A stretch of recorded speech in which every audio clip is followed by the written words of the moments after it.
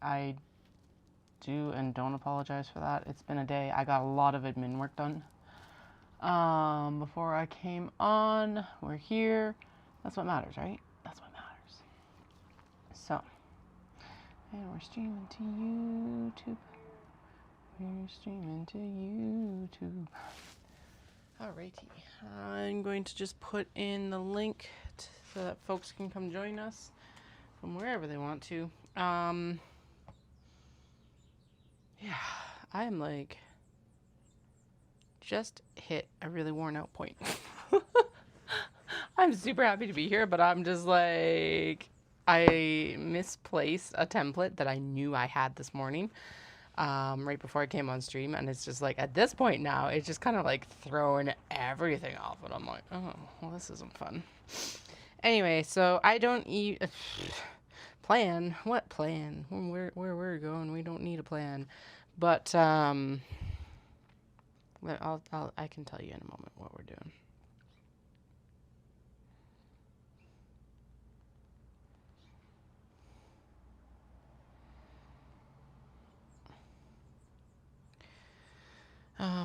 Yeah, the last couple days have been stupid smoky outside.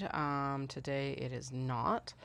Well, okay, it was smoky this morning, but it's cleared out. We are now, however, under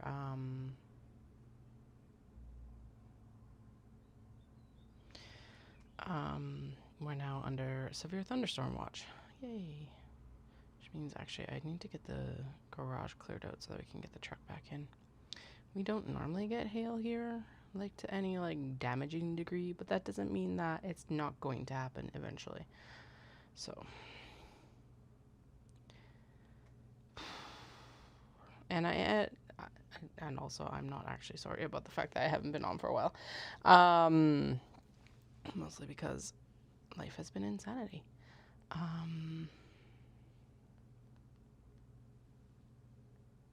Post the Twitch. I don't know if Twitch works or not. We'll find out, I guess. Although honestly, if it doesn't work, I should start like, yeah, twitch.tv/Atelier Nekuzuki. La la la la la. La la la la la.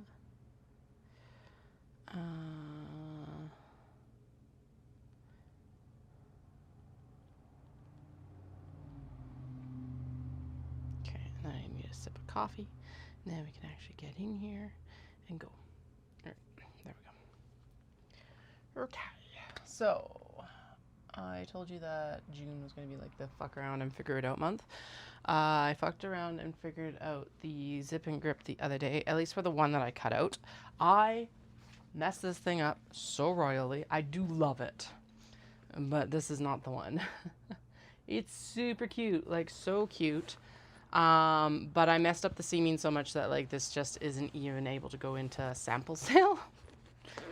So bad. And also when we sew it next, we are going to put the tabs just like I do on all my other bags because I find it really hard to open and close.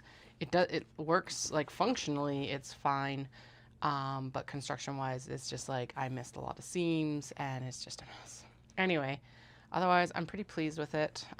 It did come together decently quick. I did fuck some things up before I had even like really got into it. I.e. I put the stabilizer on the wrong side. Like complete rookie mistakes on this bag. It was actually insane. So today we're going to go in and we're going to cut some of the new stuff. If you're like, Katie, you've got a lot of whips. I do. And actually the nice thing though about that is we don't have to worry about them.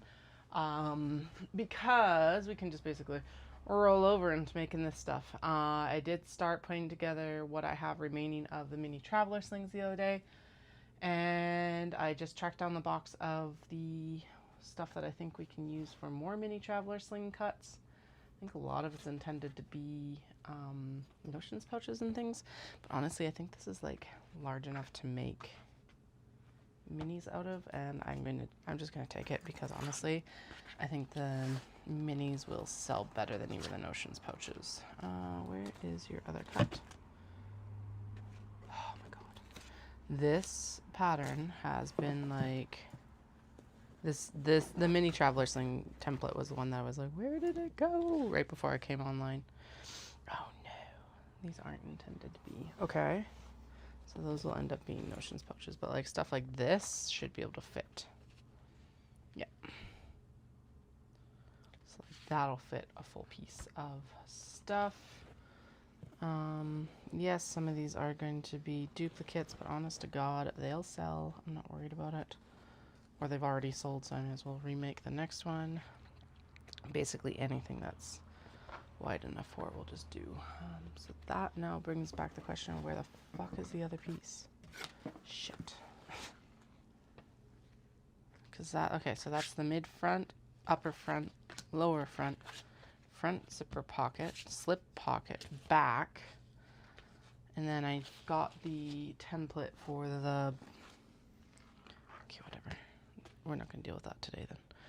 Or at least we won't start there. And I'll look for the template later, I guess. Where it could have fucking gone, I don't know right now. Okay. Anyway, the last few days have been a little bit of slower progress on some stuff. And if you're like, Katie, what kind of stuff? Well, I actually took apart and ironed all of the obi and kimono that we'll probably be using over the summer here. Also, where the hell is my rotary cutter?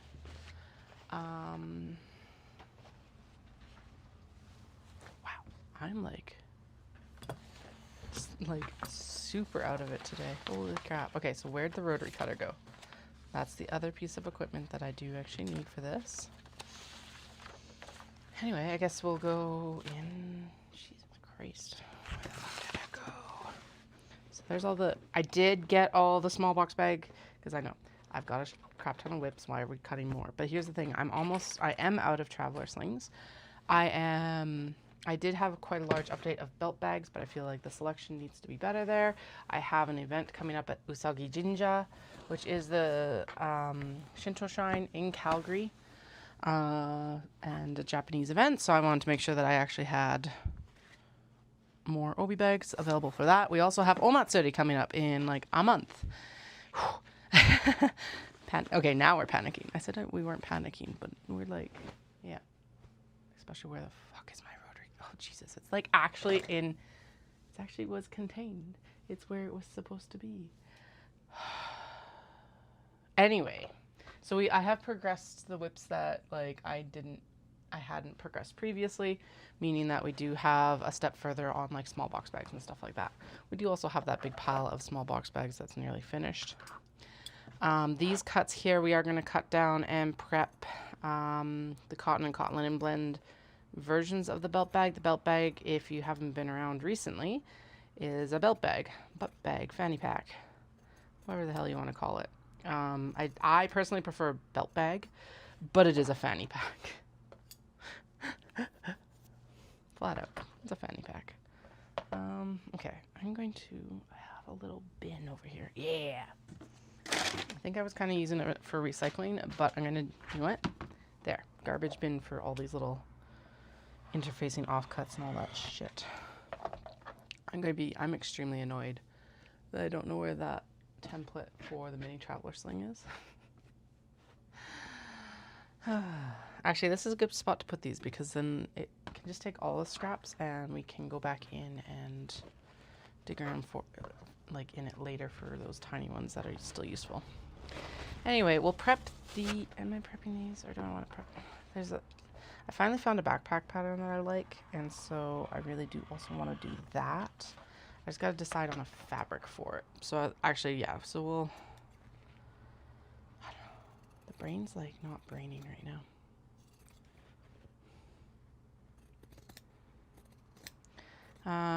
Yeah, but I have a tent on the way. It is pink, which was unintentional because although Dallas did mention originally that it's like, well, you should get a pink tent. Usually I try to go fairly like generic for my colors and stuff like that because then the bags shine more. But the white version of it was sold out.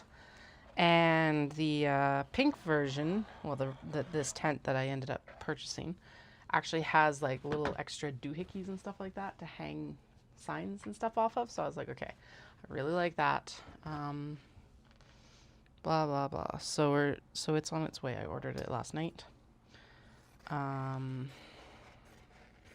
Yeah, it's actually pretty fucking cool.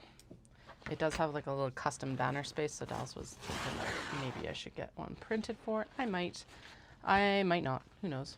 We do have like 3 outdoor shows this year, so it was necessary.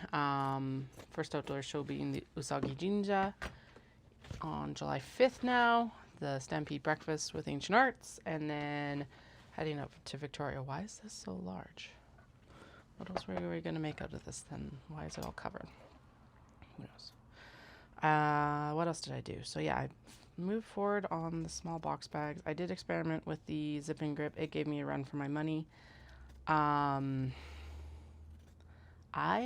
just could not get my brain wrapped around how to put the exterior piece on because it's a bound seam, and as we know, I don't do binding. I usually like do a turn seam. I actually did try to bind a small box bag the other day, and it did not work. Does not go well for me.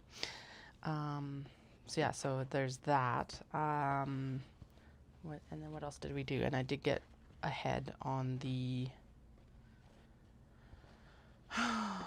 small box bag handles, and I also got ahead on actually needle stushers was the big thing that I did yesterday because I was sorting stuff and I was just like, all right, let's get this done. Yeah, it's good. It's all good. Okay, so I'm pretty sure we need lining pieces from this in the mirrored fashion. And then we need some side pieces as well. Now the question is, do I want to cut this down right now or do I want to go all hog in on like the backpack? Who knows? We'll figure it out.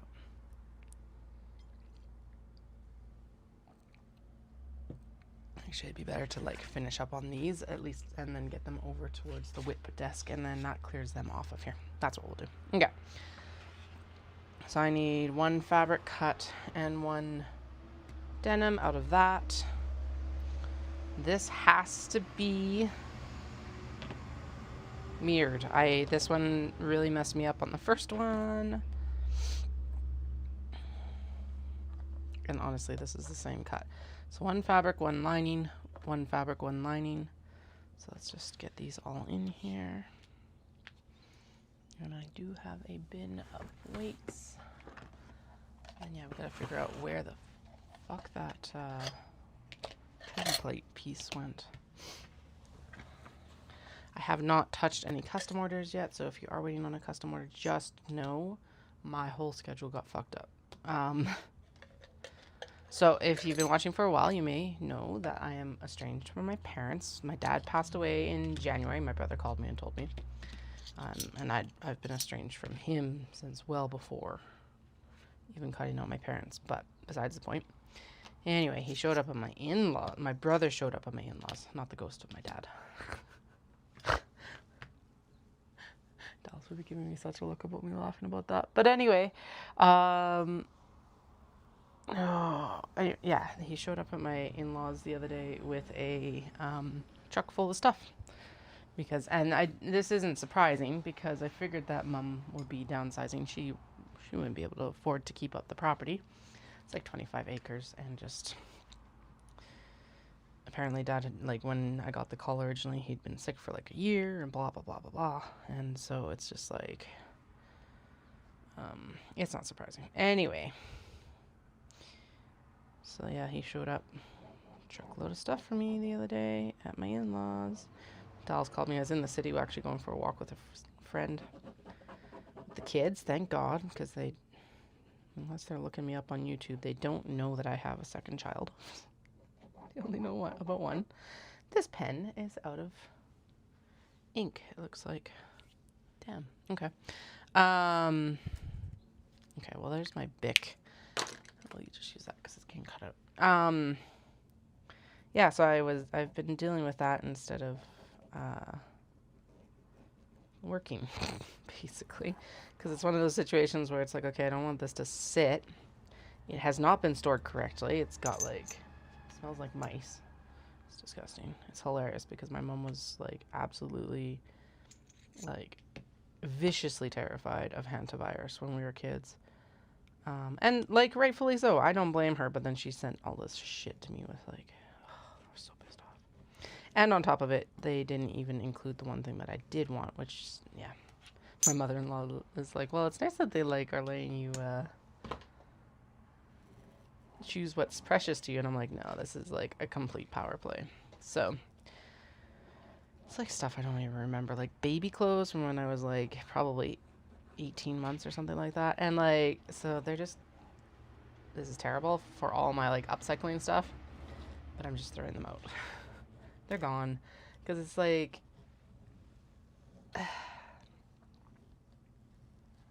I don't remember wearing them.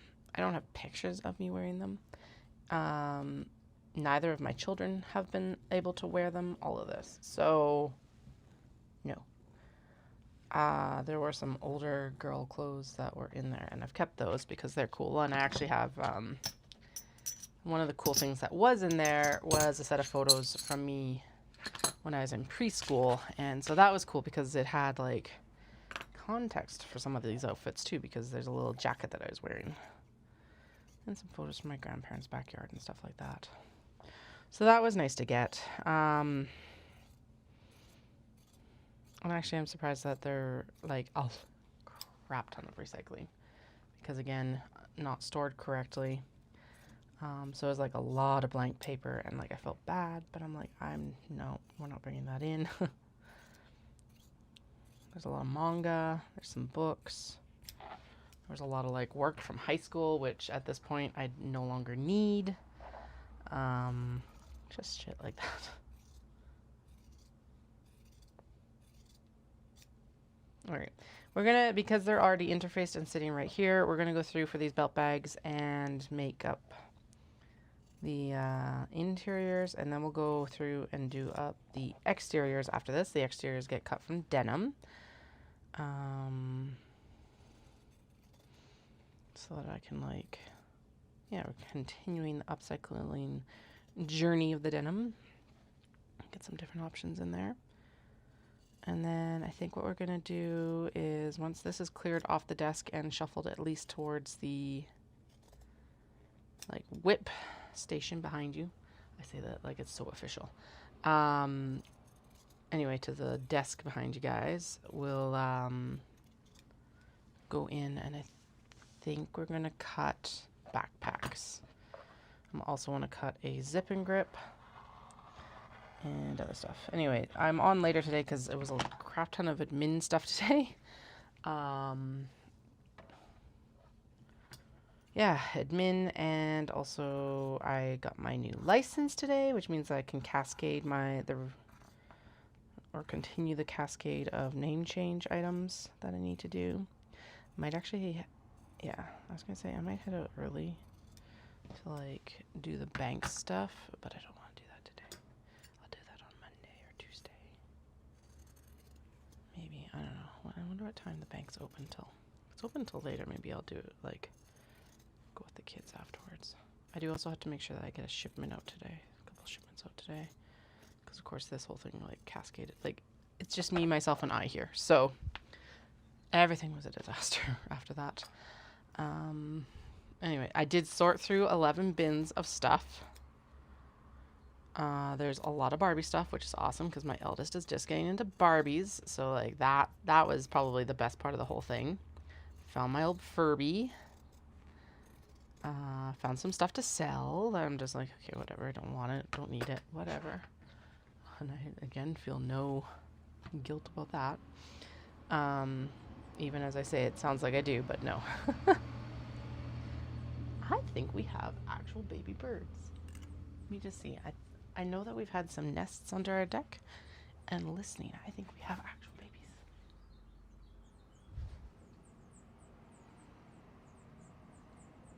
Yes, we do. We have little baby birds. I can just see their little heads just peeking out over the top of the nest. That's super cool. Yay, babies.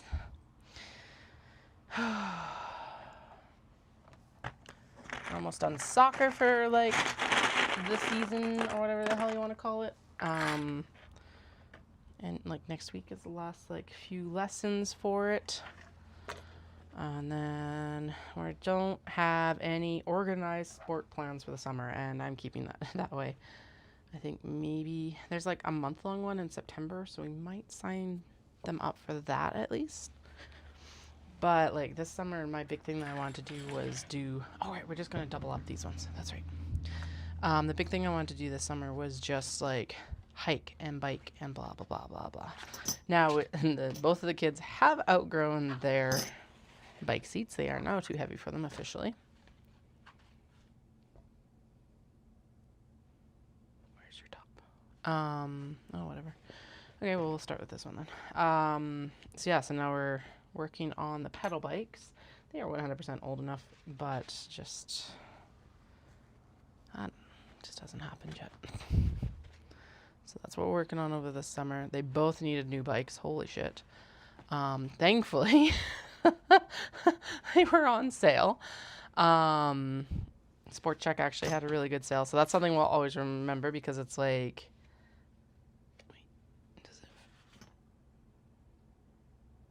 oh, are we just doing front views and then I'm like hacking together the back ones or something? What the fuck is going on here? Meow. The hell? Well, whatever.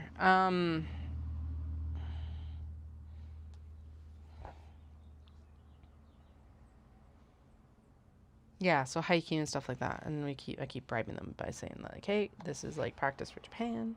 You gotta be strong to go to Japan because there's lots of walking and hiking. Just like I bribed the eldest or the youngest with robots.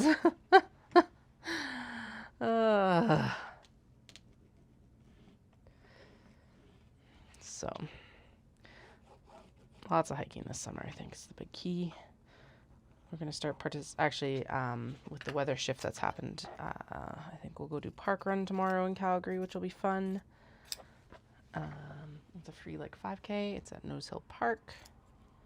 And I'm like, okay, let's do this now. Because Dallas went and did it last week with the eldest who loves to run.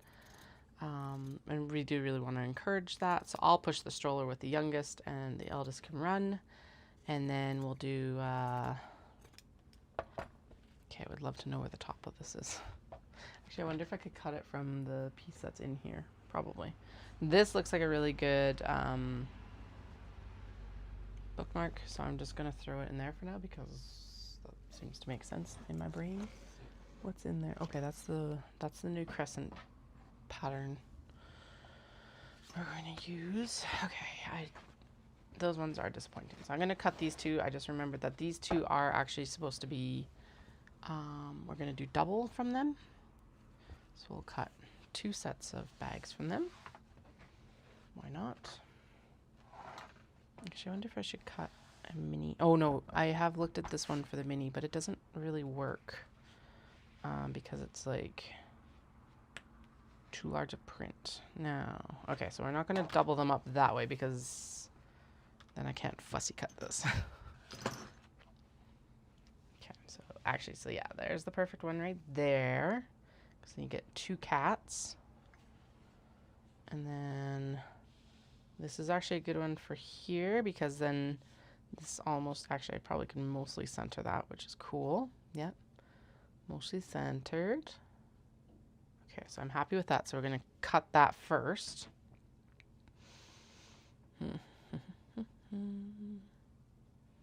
Actually, yeah, and then, oh no, I was like, I could center this cat too, but no, I want this second cat right here. Okay, I need my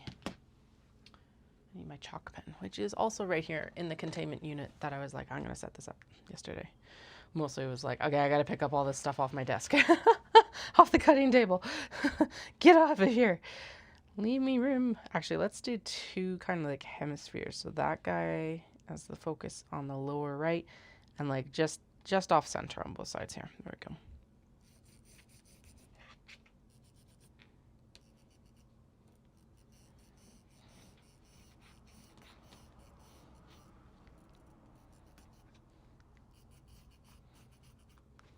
Okay, and then we'll know that that is a straight cut there. Now I'm going to move this just so we're like out of the way.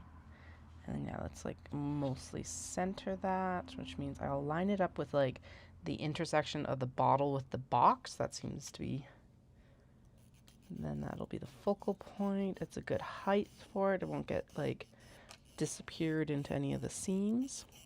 By the way, this pattern is from Core Fabrics. They are a dead stock fabric distributor, retailer, whatever the fuck you want to call it, from Montreal.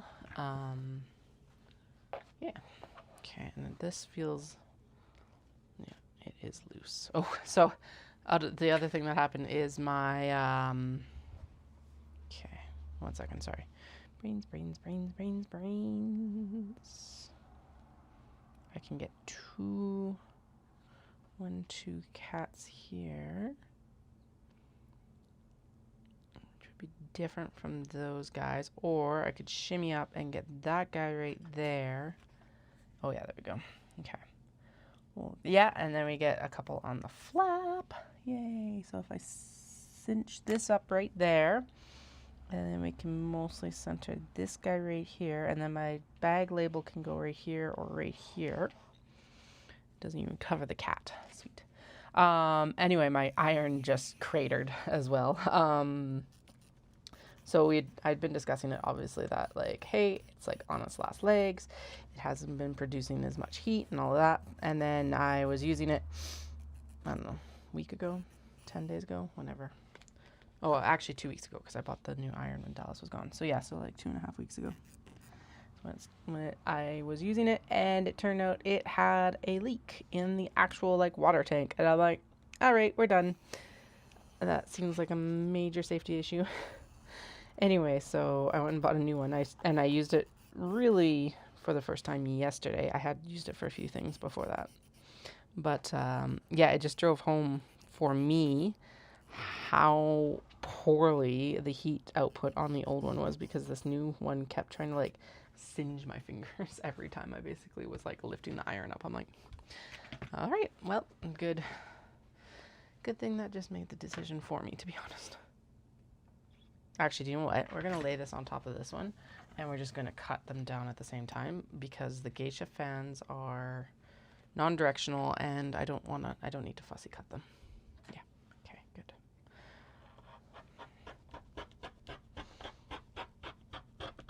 We've been getting some rain in the evenings the last couple days. It's been really good. I think that's part of what's helped really clear the smoke out of the area, which is good. Means that I can actually take the kids out to test, like, or go further on their bikes hopefully tonight. We didn't, even soccer was canceled last night because it was so smoky.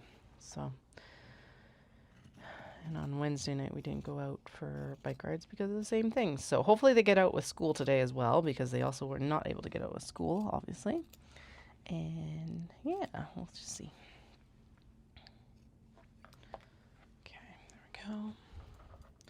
And for anyone who's been watching for a while, I absolutely crushed Calgary half marathon. So my goal time was 2:45. I actually ended up running probably about 10 to 12K in amongst the 240 pacer group, because my goal was that, hey, I'll stick with the 245 person this year. But I found the 245 pace too easy for the first while. I did not finish with the 240 pace group, but I did finish at 2:44.17, which is fucking like awesome, because it means that I was well ahead still of the 245 person. Yes. And realistically, that was the goal. Now, if you're starting out to running, here's the caveats. If you're starting out to running, don't do that. Don't go out that hot. Yeah. Conserve some energy. But for me, obviously it worked. I didn't blow up or anything like that, and I still came in under my goal, which, yay! It does put me on track to reach the goals that I want for my marathons, which really the half marathon training, that is what it's in service of right now. I have now, I think I've physically recovered from the half. It took a lot of mental recovery too this time. I think mostly because it's just like March through May was so fucking busy, guys. Although July is ramping up to be just as busy, which is the ridiculous part of this. So yeah, it was like, that's partly why I haven't been overly diligent on my live streams the last almost month, is because I just haven't had the energy, mental or physical, really. I haven't even actually come down to tidy up the studio this time around. We're flying by the seat of our pants right now. Yeah, it's my birthday in a week, next Friday, so that's exciting. Dallas keeps going, what do you want to do? And I'm like, well, okay, well, originally I was like, okay, let's go out to the mountains because there's a bar out there I want to try and Banff. Blah, blah, blah. And then got reminded that, no, we can't do that because the kids actually have their preschool grad that day. And I'm like, okay, never mind. And then he's got a race the next day, so I don't really want to, like, be out late that night and just, yeah. So we're going to go out on the Monday afterwards. But then, yeah, so he's racing that. I'm not racing that. That's mini tar. It's like 10K with something like a 3,000 foot, so 1,000 meter elevation change. Not for me. Not for me. But then we have road race on July 6th, the day after the Usagi Jinja show. And then we have, that on July 6th. And then I have Canmore Road Race in September, which I booked the 5K because that course is so goddamn flat. It's like Pancake flat. So I'm going to go and try to just like absolutely kill it out there. My PB in April was on a course that was quite a bit harder. And that was like 34 minutes. So I'm aiming for 30 to 32. I think 32 is realistic, especially on a 5K. The shorter the distances, the harder it is to gain time sometimes. So, and then Red Deer Half Marathon and applications for Osaka Marathon open, they're saying towards the end of July. So another month. And then we'll see if I get into that or not. Dallas starts applying for Tokyo in August. So he's trying to run the oh, right. Shit. No, that's good for bunnies. Okay. Holy crap, Katie. You need to double check where you're putting everything. Yep, there's definitely baby birds. There. Yeah, and we're ramping up so Knit City is at the end of September. That's kind of the big baddie that we're looking at right now. We do have Omat City, as I mentioned, in the middle of July. I just added Usagi Jinja, their mid-year festival, which is July 5th. So, hello, how are you doing, my dear? We're doing something. We're working on the new pattern that, I can't remember if I actually ended up working on this. No, I did a lot of these. So these were super popular at Odafest. They're belt bag, fanny pack, whatever the fuck you want to call it. And they were super popular. So we're focusing in on them for the events this summer. Usagi Jinja, Ancient Arts Yarns, Stampede Pancake Breakfast, which is the one that I have on the stream right now.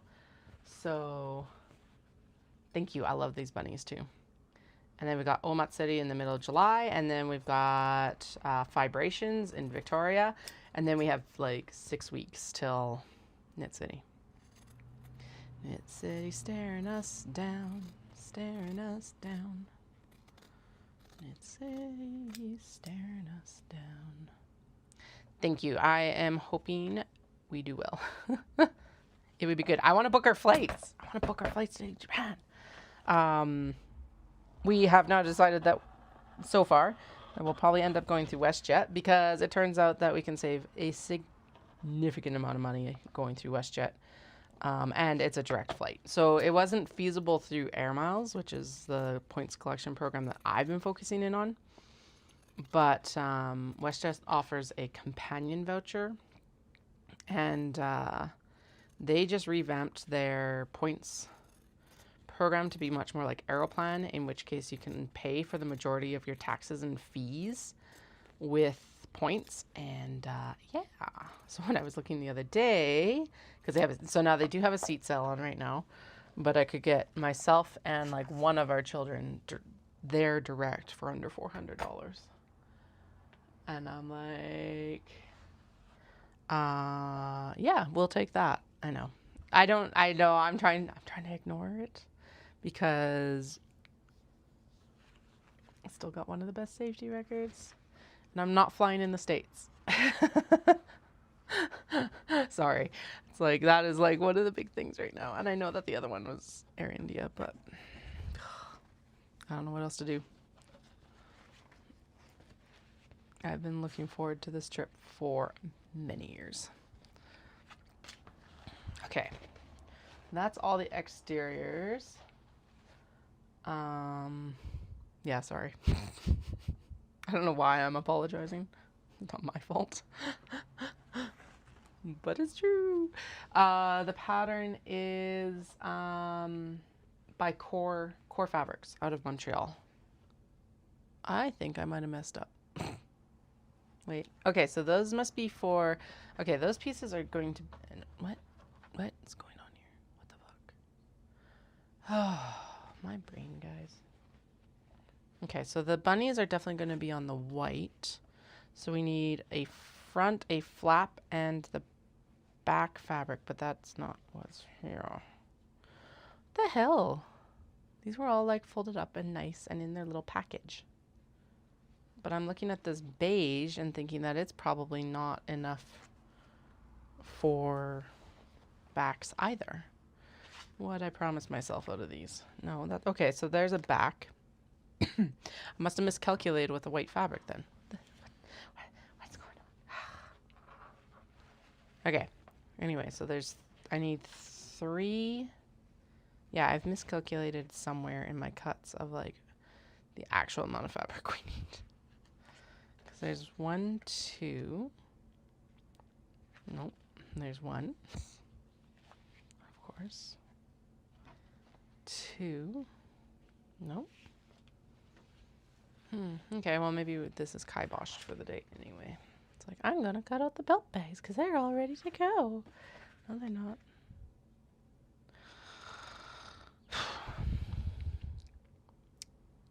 They need a significant amount of fabric.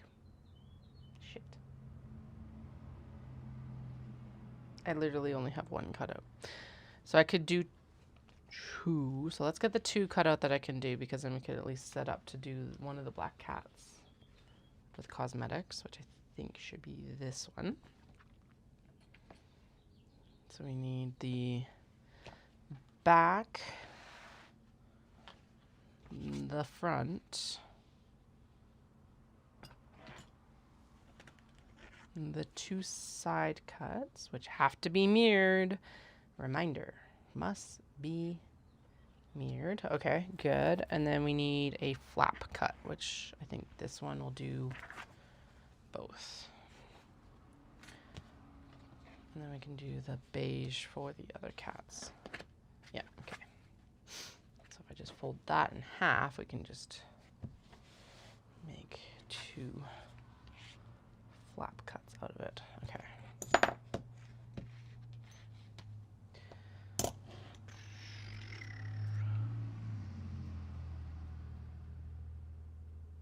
Drive safe, my dear. I hope you have a good day. Thanks for popping in.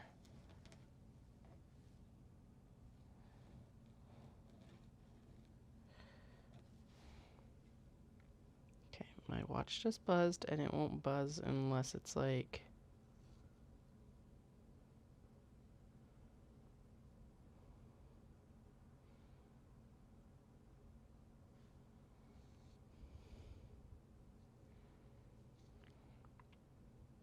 Okay, we're good.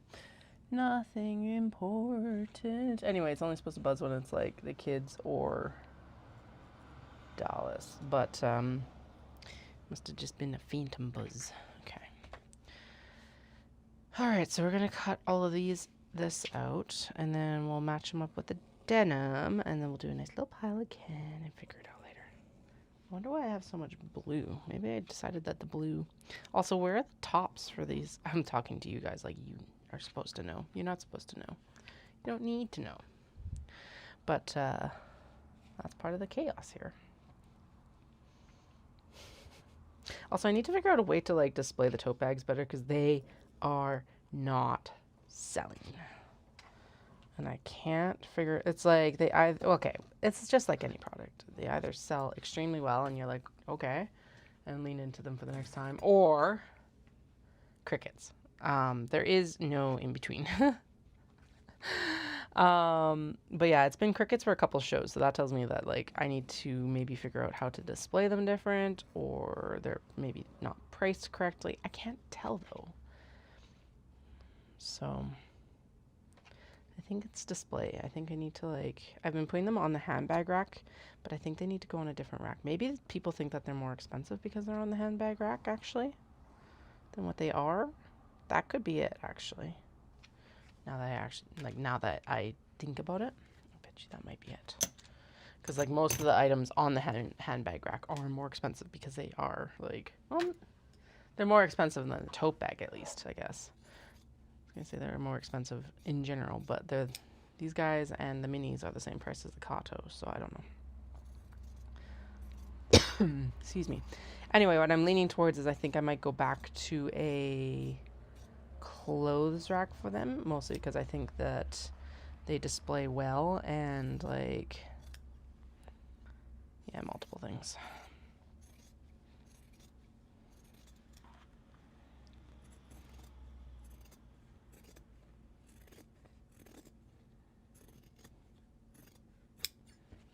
Okay, body of the baggy bag, and then we're going to do the front portion. I don't understand what is happening that I don't have like enough white though. You'd think that I would have cut enough interiors for everything, but I think I'll use if the batik is large enough, I think I'll use that for at least one of the geisha fans, because then we'll end up with like three new belt bags, given that I want to focus in on traveler pouches, traveler slings and stuff like that anyway. It's probably a better idea, which is a decision that I literally just made, so I don't know quite where that came from, but okay.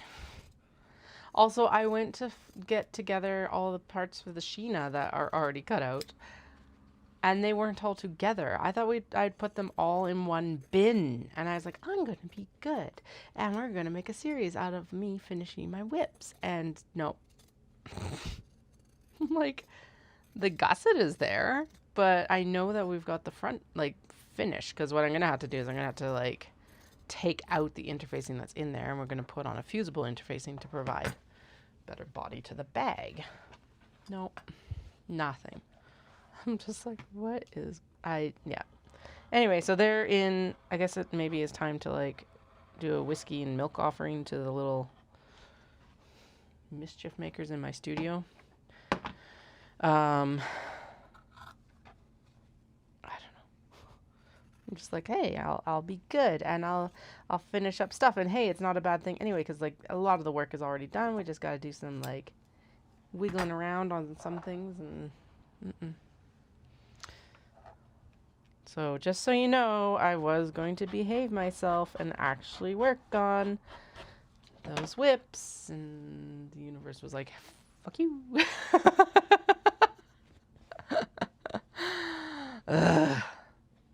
We'll find them. Hopefully I find them this winter. So I'm not gonna look for them again, because you know that is how we won't find them. Yeah, so we'll look for them, or we'll just, when they show back up next time, we'll finish them up, as long as it's not outside of Knit City Prep.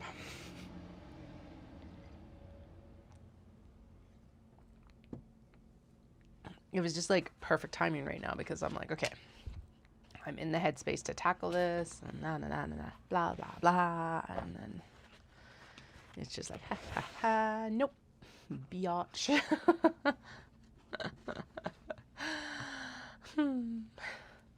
Okay. So we're gonna, yeah, that'll look really good together. The heck. Okay. Sure, we'll do. And then we'll have to figure out what color straps for all of these. After this, we're going to go in and we're going to cut for new bag. We're going to cut another zip and grip, and we're going to cut a Wabana backpack, which is the backpack pattern that I found that I really liked. If you're watching later, I am putting the extra belt bag pieces in with the mini traveler slings. Because apparently, actually these would look good with a contrast like waxed canvas top, which I do have now. Yeah, because like I think the majority of these will work for mini traveler slings right now. Let me see. Distracted, but when am I not? When am I not?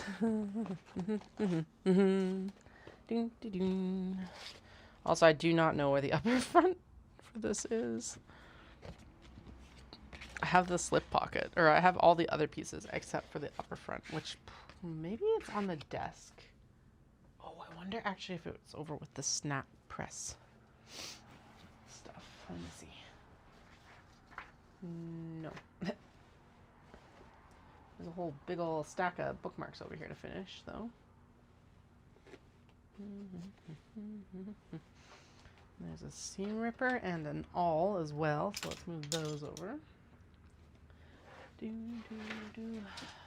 Nope. Okay, never mind. And the Apple remote. Yay! Apple TV remote's a good thing too. Wonder if it slipped. It might be under the cat and stuff over on the other table too. Who knows? Aye, I found it.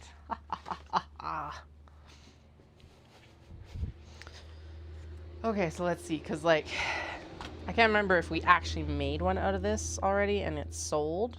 I feel like that's what happened, but yeah, that's better, or that does work.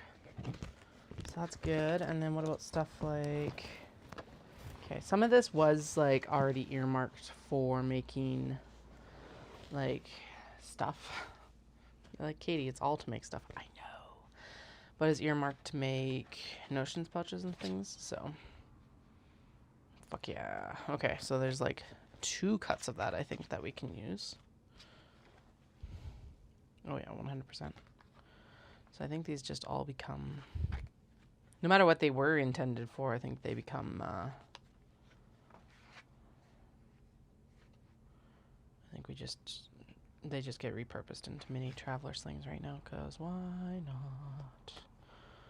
Why not? And if we shuffle up there, we can get most of those cats in there. Perfect, okay.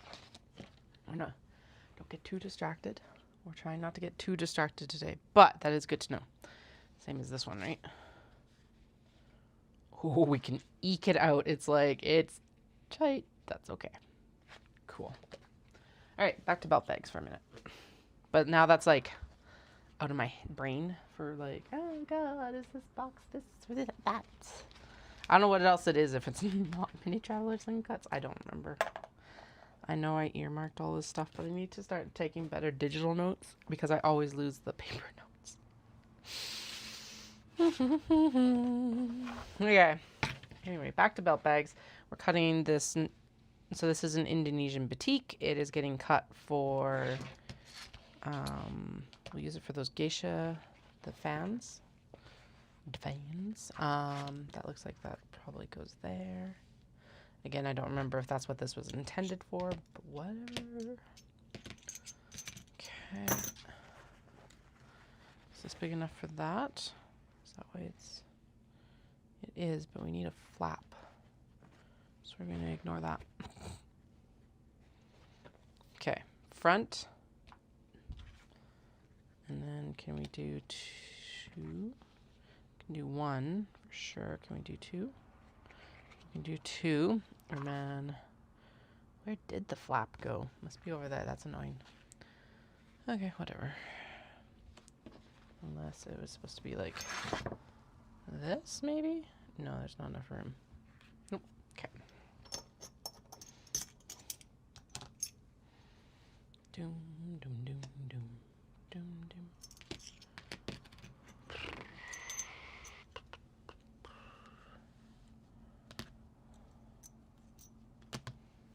All right.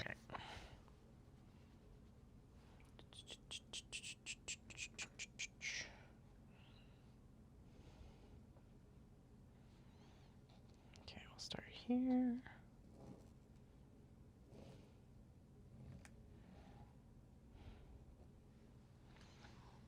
next step for these is we'll select the denim for them, and then they'll get set aside to sew later or at some point. Right now I am in the middle of finishing up what I have pieces for minis right now, because like we have to go in and cut, like, okay, so there's a whole box of mini traveler slings here. What the time that saves me is now I don't have to go in and do a bunch of selections and pre-cuts, interfacing, etc. I can just go in, trim them down, and choose the denim for them. But there's still interior cuts to do that haven't been done yet for them as well. Sure, that's where they're at. That's why they're kind of on hold right now, because we've been waiting to cut down denim and stuff. Like, I would have selected what I thought would be the most popular, sewn them, and then like worked through. Yeah, I had to like pare down because we prepped a significant number earlier this year. And honestly, looking at the fabrics, I think we probably could go in and prep quite a few more as well. But after we get this done and the denim done, we're going to go in and I want to cut for the backpack pattern that I have now, the zip and grip, and the stitch and go case that I've had on the list for a while, because, you know, just, yep, gotta keep going, gotta keep like some new products and stuff like that going. By the way, this is, however, why sometimes if you love a small maker and you suggest a pattern to them, it doesn't necessarily happen, or it doesn't happen soon, because it's like, when you don't know, you don't know if it's going to sell. You don't know if it's like, as a small business, you don't know if like how long it's going to take to make. Is it in my skill set? Like, there's a lot of factors in it. Is the cost of materials going to be too much? There's like multiple things. So sometimes why it takes me a little bit of time to find stuff. And it's also like, I love making new bags, but it's like I have to have it within my skill set. I think that's the big one. I think the skill set thing right now for me. And then time and materials in, because you can't sell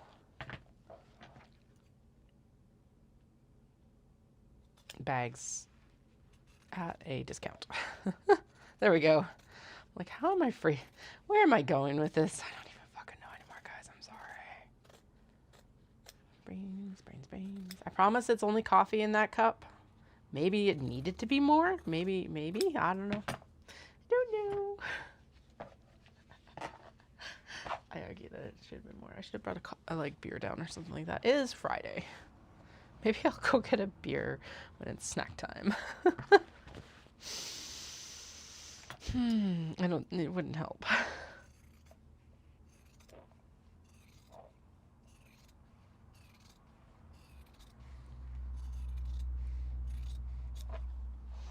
You feel like, Katie, why are you using a rotary cutter sometimes and the shears other times?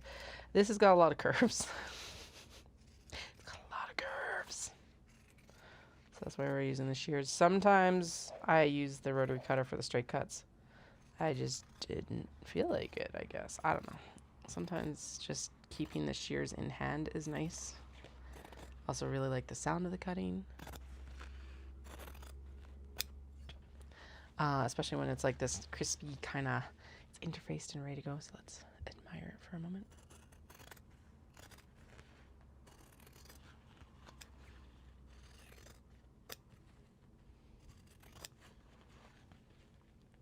Admire, appreciate.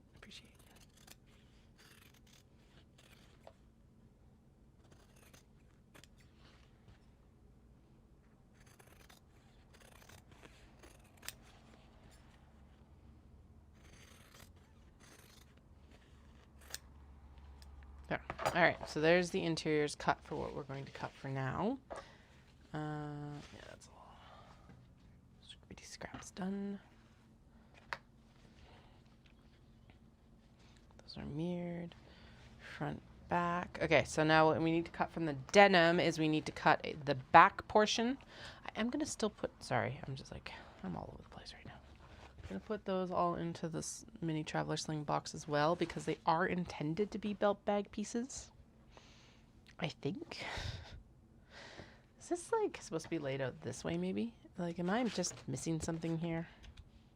Why do I not have another piece of like white? Okay, so those go together, but I would need like the flap and the sides still. The sides fit, but like I don't, right? Oh no, they don't even fit yet. I still need one more piece of white. Okay.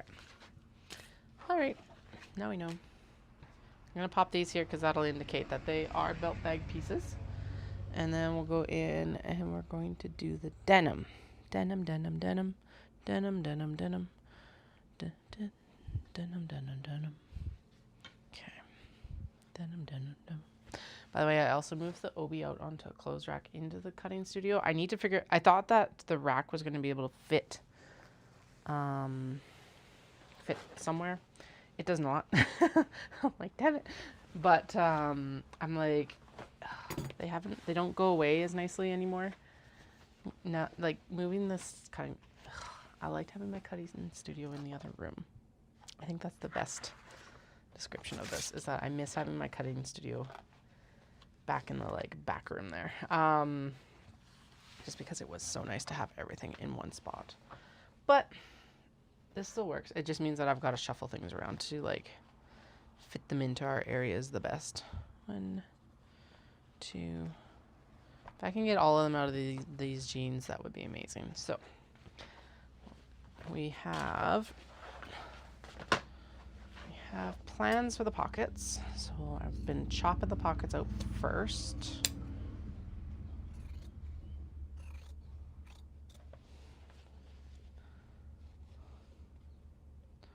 Plans are afoot. Plans are afoot.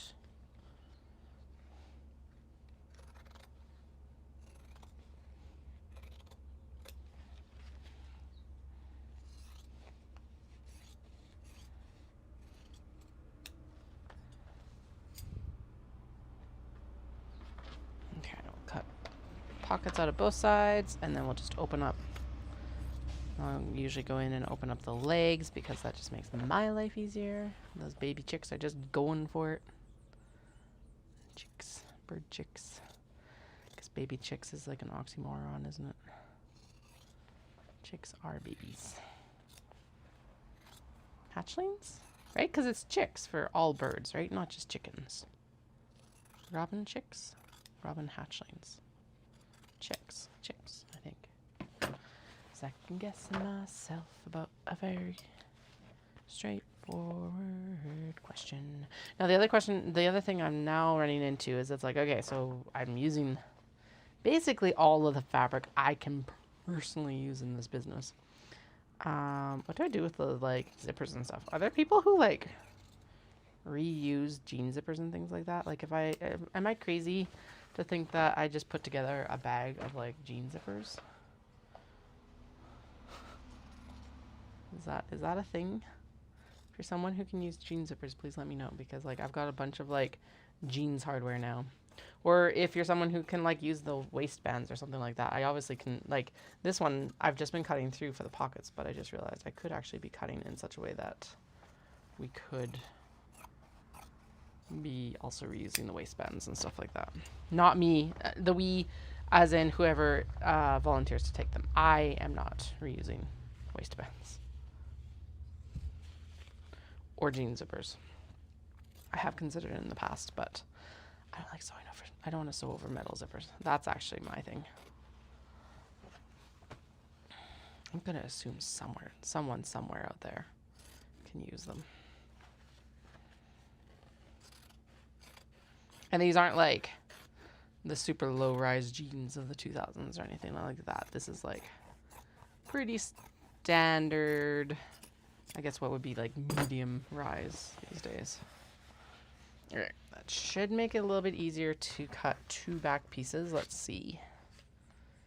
Yes, it is. Excellent. Excellent. Okay, so we need, I think we only need 3, right?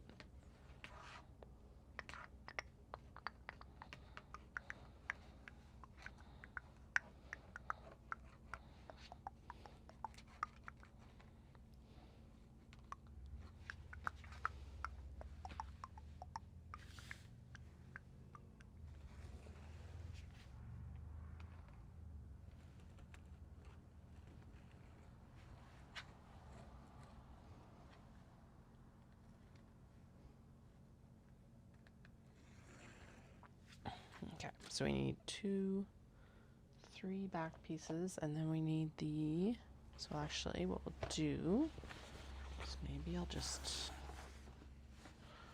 flip this over and we'll just line it up. Cut 2 from this leg, 1 from that leg, and then we'll cut all the side pieces out of the other one. And then we should be able to use a lot of this also for probably another set of belt bags, but also a set of mini traveler slings, to be honest, would be the other goal.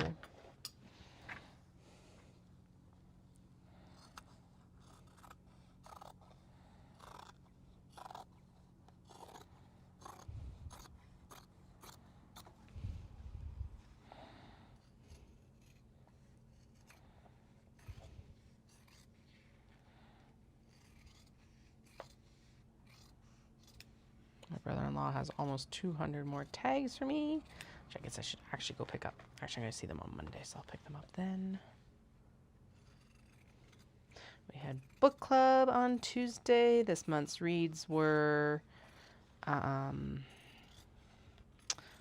Fate Inked in Blood and A Curse Carved in Bone. I did not finish Curse Carved in Bone.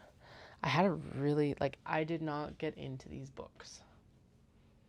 Flat out, which I'm really sad about because my one of my best friends recommended them to me, but I just could not get into them. Anyway, I did finish the first one. There's nothing objectively wrong with it. I'm just meh. But this month is a recommendation that I made because it's Stampede, right when we're meeting up. It's Something Wilder by Christina Lauren. I listened to it last year. I really enjoy it. It's not specifically cowboy. It's like ranch, treasure hunt, maybe murder. It's a lot of fun. I really like it. So and it's contemporary too. So it's going to be a change from what we've been reading the last little while because most of them have been romantasy. And then after that, we are reading Deep End by Ali Hazelwood, and then apparently the Bewitched trilogy. So I won't be there though for book club in August, which I'm really sad about already. I'm already mourning the fact that I'm not going to be a book club in August because it's we're driving out. Dawson and I decided we're gonna split the drive to Victoria for Vibrations, and book club is on the Tuesday night though. We're driving out. I'm like, damn it. It's fine. It's better for us to split the drive to Victoria.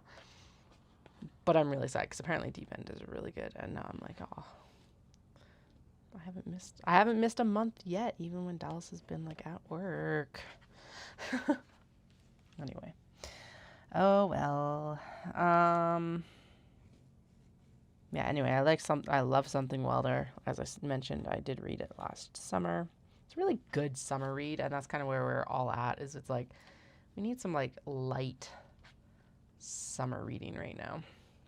And I do think that I'll still finish A Curse Carved in Bone. I think I'll probably end up leaving it now until August when we're driving out, and I can just kind of have a couple beach days to just get through it.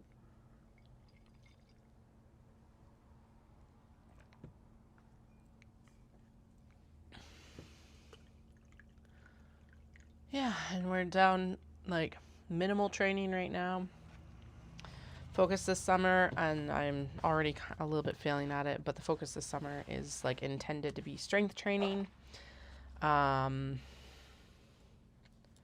because I think that's the one thing that my running is lacking right now is strength training. My cardio is actually doing pretty good. Well, it always can be better, right? But I've definitely focused in on the cardio because what ended up getting dropped when I got really busy was, I dropped the marathon length and I dropped my strength training. So on Wednesday, I at least did some squats and calf raises in the garage. Does it have to be perfect? No. It's got to be something. But next week I do want to get back to the gym and actually working out because I miss my strength training. I like lifting weights. So Monday. I've shuffled my long runs around, so now they're on Wednesday instead of Mondays because the kids' school schedule is all going to be shuffled around. And like, I'm finding that having it at the end of the week might be not the best thing for me personally. I find Wednesdays a really, like a pretty big transition day still, whereas Monday I'm like I just want to be in it. So I'm gonna try the Wednesday thing. It's also gonna work better with their school schedule over the summer. They're gonna be in summer camps like Monday through Friday, and then they'll be off on one Monday when Dallas isn't home. So I won't be on live stream quite as much this summer as I was last summer because of that. I might still try and get them in on the Monday because it's kind of like, well, may as well. I don't know.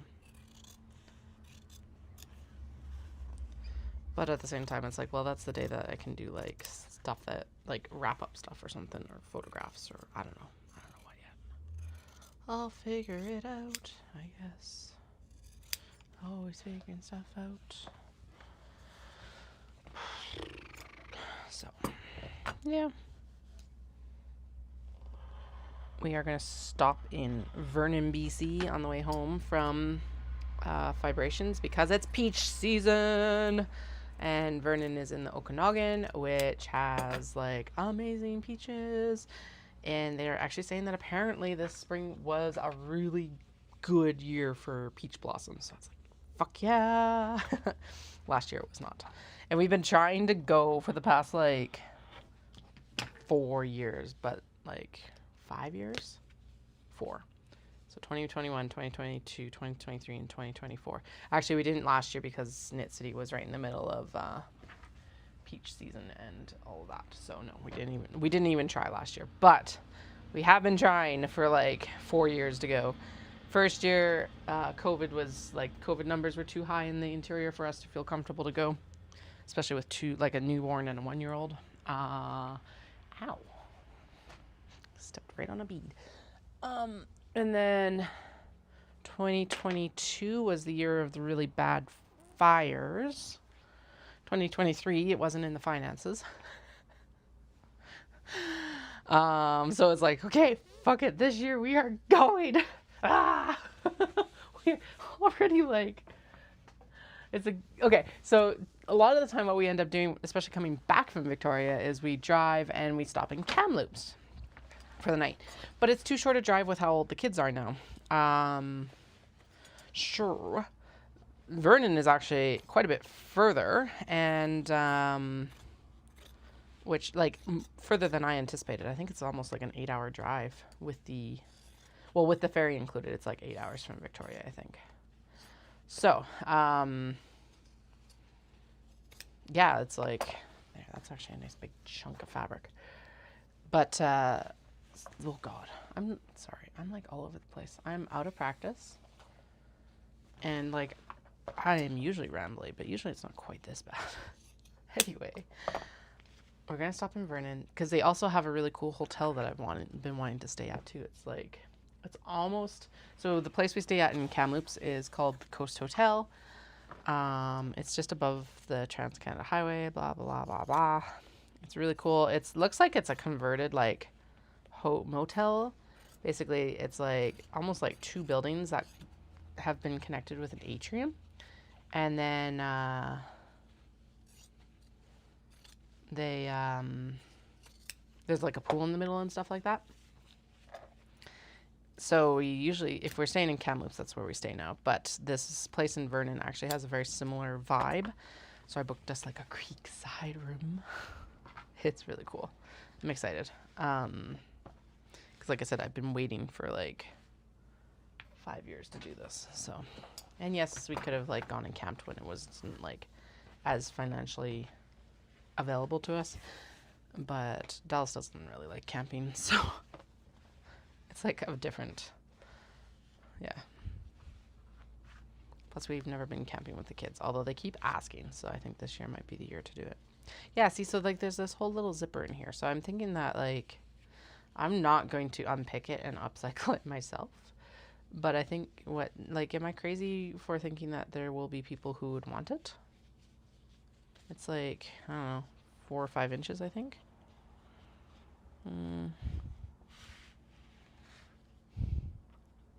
3.5 apparently. 3.5. Because if you go from the bar tack to the top of the zipper, yeah, it's like 3.5. I'm gonna pop it down with the pockets and we'll keep them. Anyway, and then this is good for minis here. So actually we'll pop that denim in here with this stuff. Then we're gonna move on to new stuff. Not that the belt bags aren't new.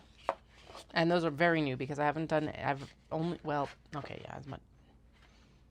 blah, blah, blah. I've only been making them in the obi, which is fine. And I'm like, wait, we're going to make more in the obi here in a minute. And it's like, yes, but I don't need to do it right now. They can happen in a little bit. That's what I mean by that. Thought process. What I should focus in on is traveler slings. Nope, not even that. We're going to do the backpack. Backpack, stitch and go, and zip and grip. Zip and grip because the fabric for it is right here. I don't even have to make a selection. So let's do this. And then I'm going to go grab the scrap bin. And because the zip and grip doesn't actually take a lot of exterior or interior fabric. And so I think we'll be able to make a pretty good... yeah, I think we're going to be able to get most of it out of the scrap bin probably. Now, these are not like, I heard someone refer to it as cabbage the other day, which is like the itty bitty pieces. This is not what some people would call cabbage. It is larger than that. Ooh, it smells like rain. I guess that makes sense given that we're under like severe thunderstorm warning. Let me see. Also, I want to see if I can see these little birdies better. Oh yeah, it's raining out in the mountains, it looks like. Yeah, and it looks like mama bird's in the nest right now. That's awesome.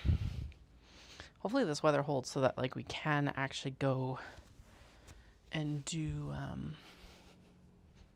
okay, good.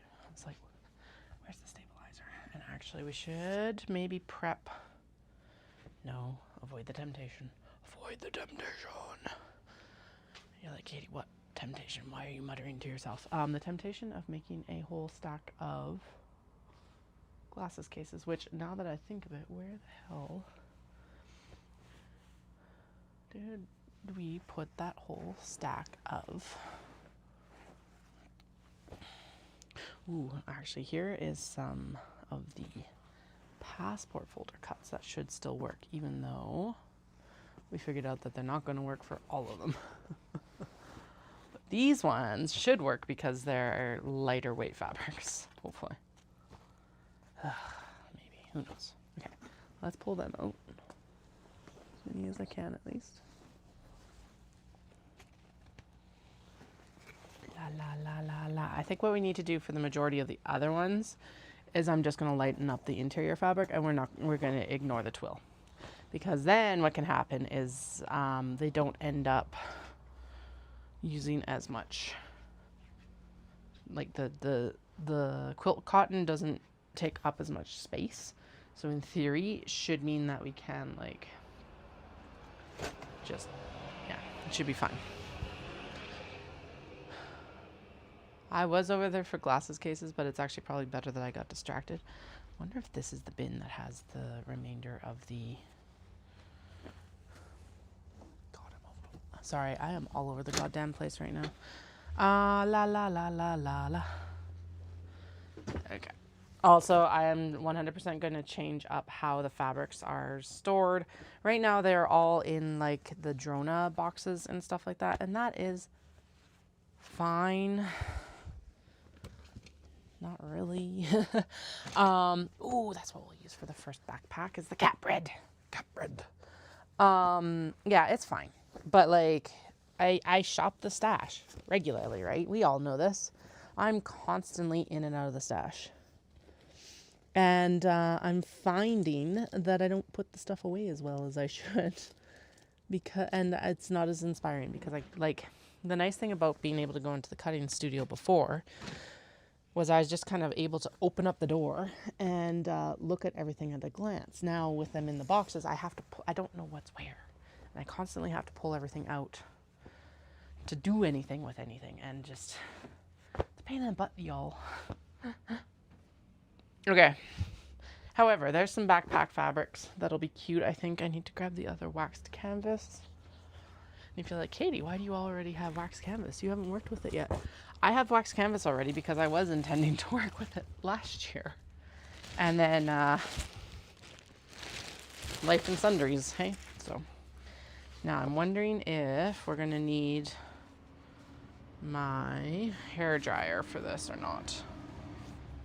Huh, this feels lighter than the stuff we just got the other day, which is wild.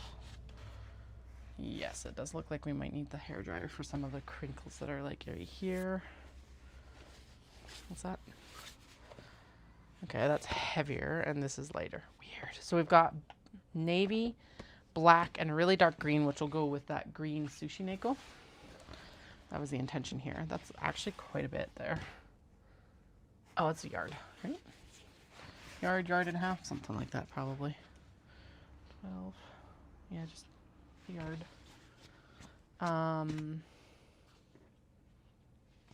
Okay. Sure. We're gonna need the hair dryer for that one. Especially because it does look like there might be almost wear marks. Wild. Oh, okay. Yeah, it's looking okay, but it does need to have a little bit of a... So you don't want to use an iron on the wax canvas, but you can use a hair dryer to kind of like break up those lines. Yeah, there's like little track marks almost on it from, who knows, probably from rolling it, from the rolling system when it was getting done. But the colors that I got the other day are like a red, a purple, and a brown. The brown I was thinking would look really good with the sushi neko, the red sushi neko. And honestly, I think it would look, I was going to use the navy, but I think it would look good with the coffee shop as well. Caroline was saying that they had a really easy time of selling the tan, and actually tan with the cat bread would look really good too. Anyway, they had a bunch of tan bags in shop, and apparently they sold really well. So I think we'll try that first. I'm going to try and go track down this green sushi neko, since that's what that was intended for. That dark green was intended for. That's what I mean by that. Ooh, the dark green would also look really good with the Fuji.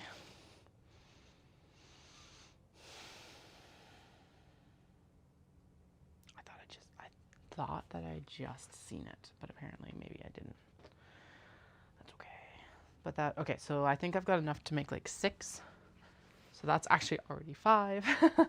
So the Fuji with the dark green, cat bread with the tan, coffee shop with the tan, this one probably with black, maybe the navy. Actually, navy would look really good with that.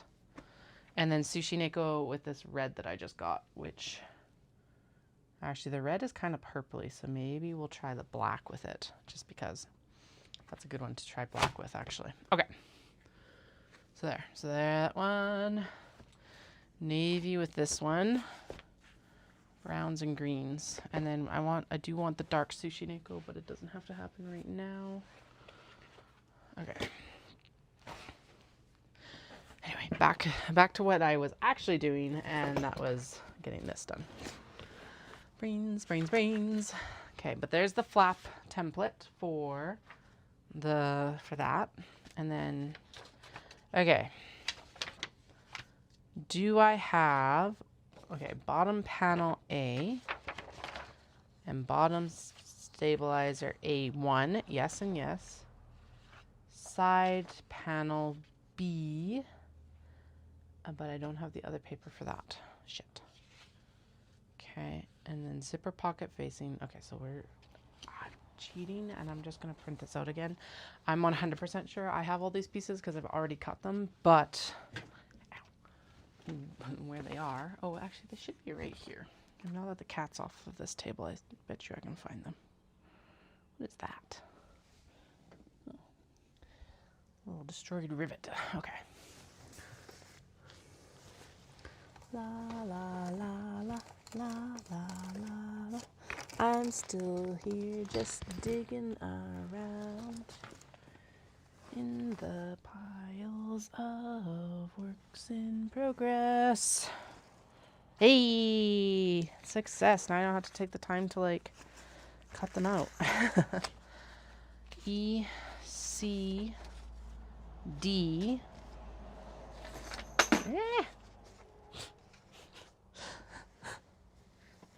Well, that was the hardware.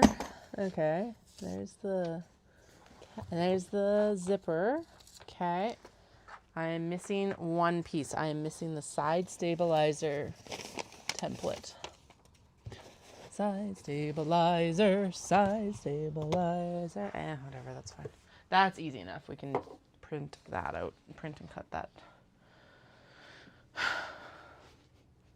And yes, I'm still working from the paper template because I'm pretty sure it's getting added.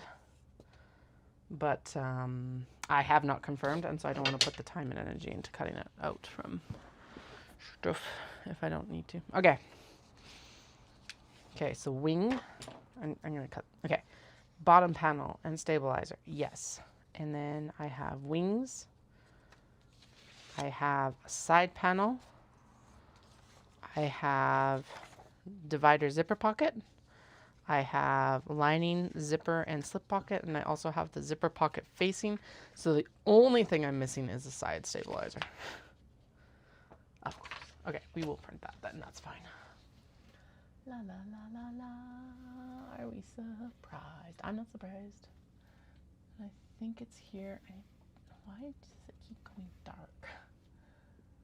La la la. La la la la la la. Okay. B, right? B1. B1. B1. B1. Do do do do do do do do do.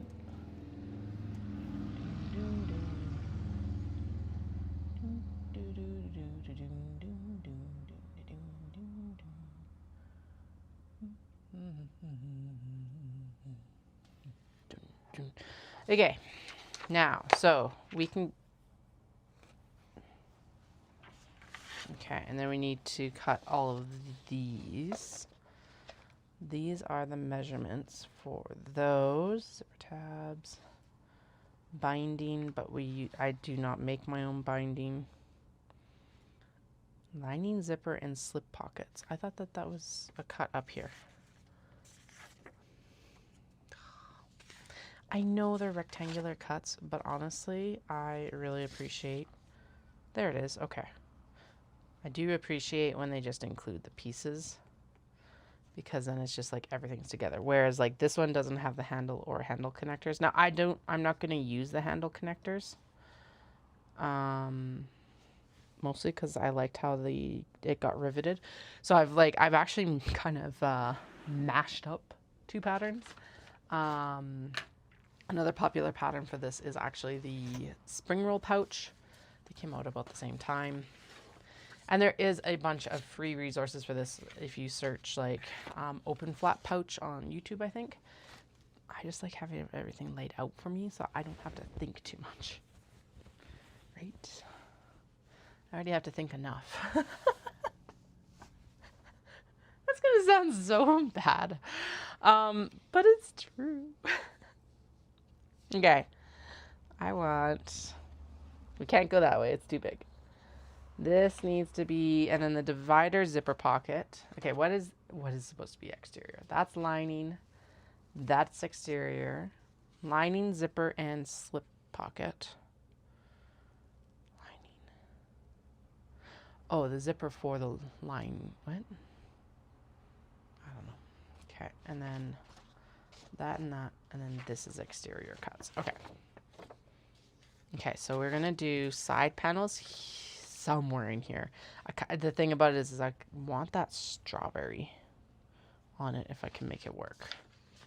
The same, okay, can I make it? Oh, right, we need two of these. Oh, okay, so if we do, right, because we need two side panels. So if I do one side panel right here. And then What if I do 2 wings? It's a non-directional print, so I can put it where I need it. And then we do... No, because then we need... This is a lot of fabric, actually. Yeah, about a half yard. Okay. Do you know what we could do? Because honestly, it looks like we're just going to end up using this whole piece. This is about a half yard, I think. I think it's just under a half. Yeah, it's just under a half yard. So, all right, fine. These are not going to be an inexpensive product as a heads up. It's not possible because of the amount of fabric that just gets used in general. All right. What do we... Yeah, I do need to... Shit, I do need to cut this out of the template because now it's like, all right, what are we getting on? Okay, and then I need 2 wings. Okay, I do actually... No, goddamn. Sorry. It's like, I gotta actually lay this out. Not like that. Okay. Open it up. Open up. Open up. Because here's the thing. This bottom panel is a great big massive block. So we have to figure out where this great big massive block is going first, I think, is the best option. There. That's where it's going. Now. Oh my god. Where did all my weights go? That stabilizer's here because it needs to... Actually, I wonder if I could pop her up here, maybe. Let's see. Is that long enough to go in between? Oh, it's just a little bit too short. Do I have a longer dowel around here? I went from like having all the dowels to like having only partial dowels. Anyway, stabilizer, I should move up. The next one's still on the bolt. We could actually then just... Yeah, that would work. Okay. Anyway, you're like, what are you muttering about, woman? Things. We're muttering about things. Okay. 1, 2. Okay. That works. Okay, so this is... Am I getting what I want? Yeah, mostly.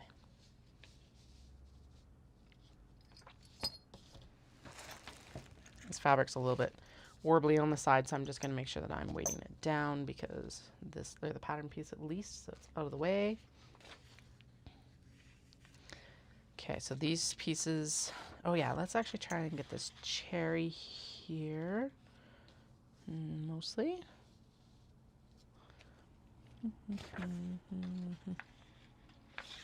Okay, good. There's cherry. Okay. Another one, and then divider zipper pockets easy because it can go 1, 2, and there's no way that this side panel like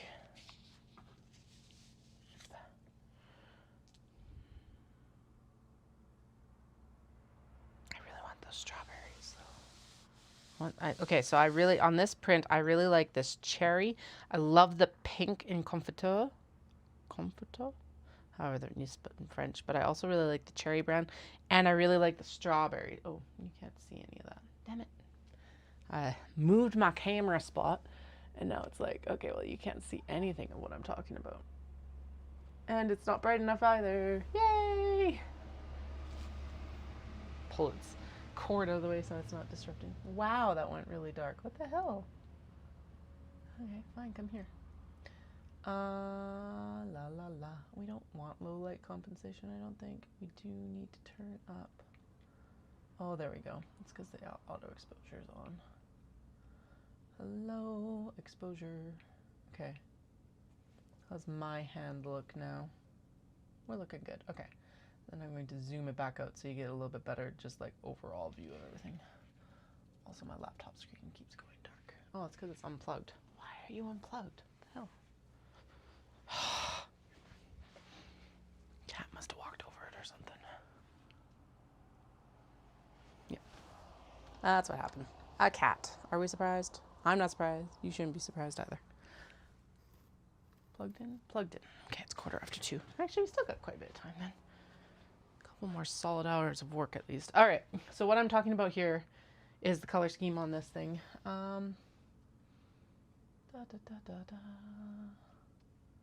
Okay, so what I'm looking at is I really like this strawberry print, just the color scheme, especially on the aqua. That is definitely not where I anticipated that camera going. Okay, let's try and move you over closer to like other way. There. Okay, so I really like this cherry brand. I love the pink on this one. The pink on this is a little bit different from the navy, but the strawberry is really cute. So that's what I keep talking about when I'm talking about the strawberry. But this cherry is also really good as well. The yellow, you can't see it very well on the camera right now, but it does really pop. Which I have a lot of fun with. Hello, Wendy. We are cutting new stuff. We're working on that zip and grip, which I did get a sample done for, and I'll show you once I get out of here. Anyway, what we're trying to get for here is I kind of want this, but I also want strawberry and I also want cherry. So the pattern is definitely going over cherry just fine if I kind of scoot it up here.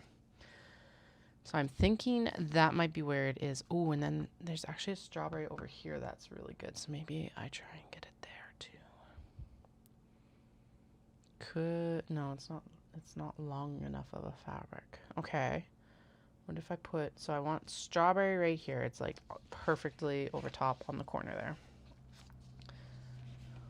And then I get cherry brand on the other side. Okay. I'm gonna make a tiny mark with the chalk pen here and see if I can make this work. Okay, so I'll straighten it out a little bit.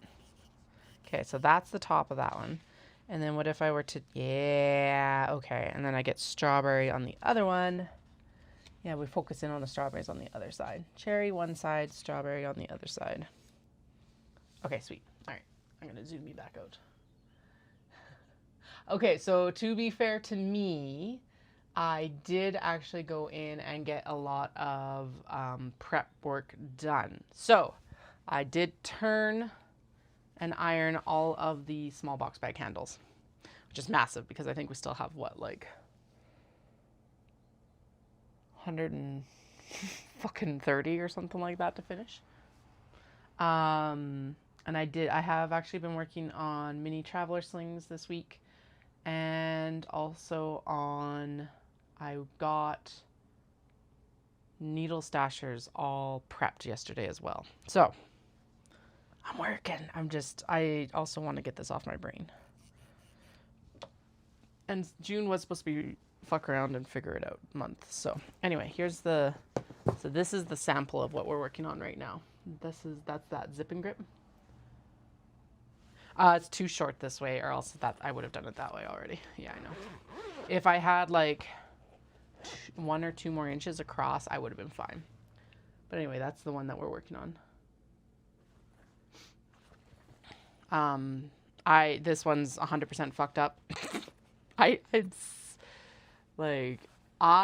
struggled with this so much. So I don't even know if it's in my skill set right now.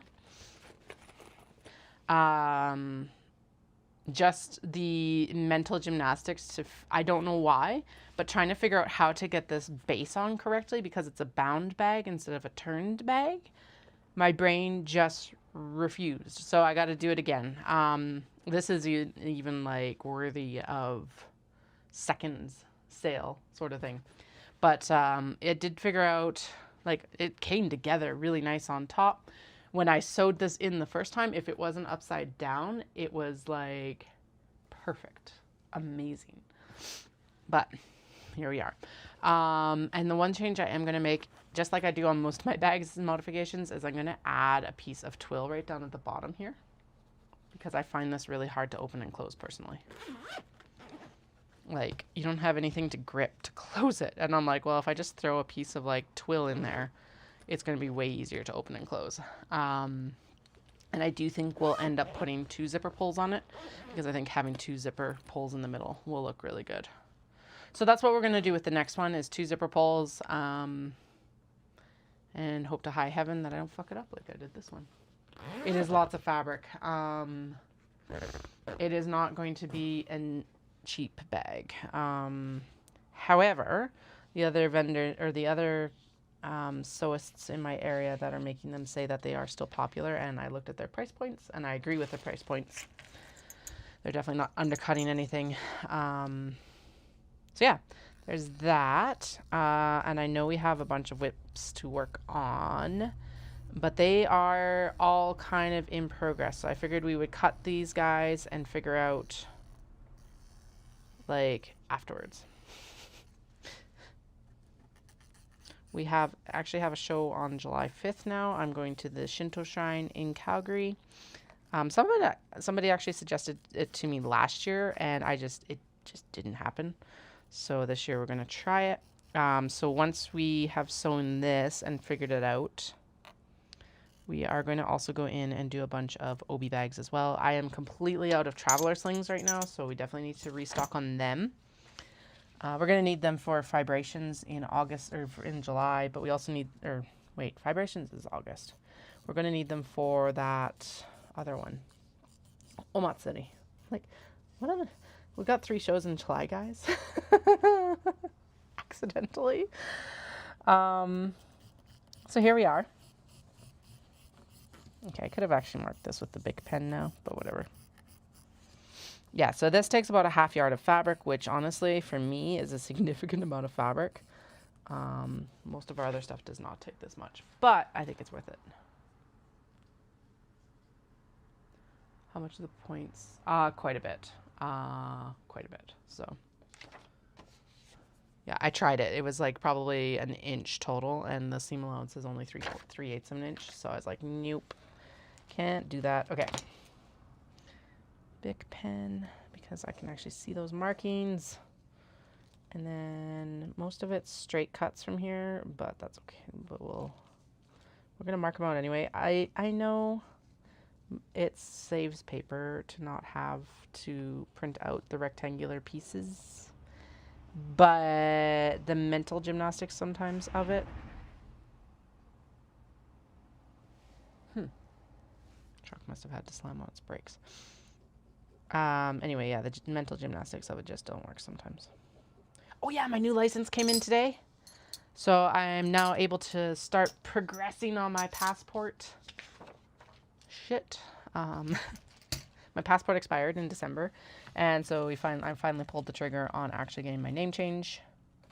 First name change. I should have done this when we got married, but I wasn't thinking of it at that point. So here we are. Nope, I want that as a wing. These need to be wings because then I can get this cherry brand in here. Yeah, there we go.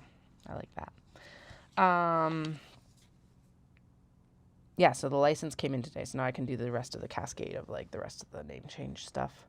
I'm hoping that the marriage certificate along with my name change certificate is enough. That's the only thing I'm worried about because obviously changed last name previously. So what I'm hoping happens is that I'm able to just like, oh, okay, never mind.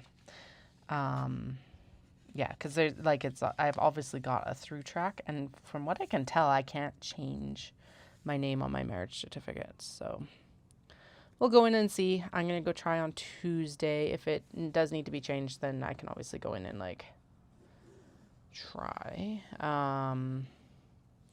Hopefully not. And then it's just like, it's everything else. Credit cards and everything. Everything again. Okay. So we have, and we need a handle. And this does ask for handle connectors, but I am not doing handle connectors because I like how so this is actually a mashup of,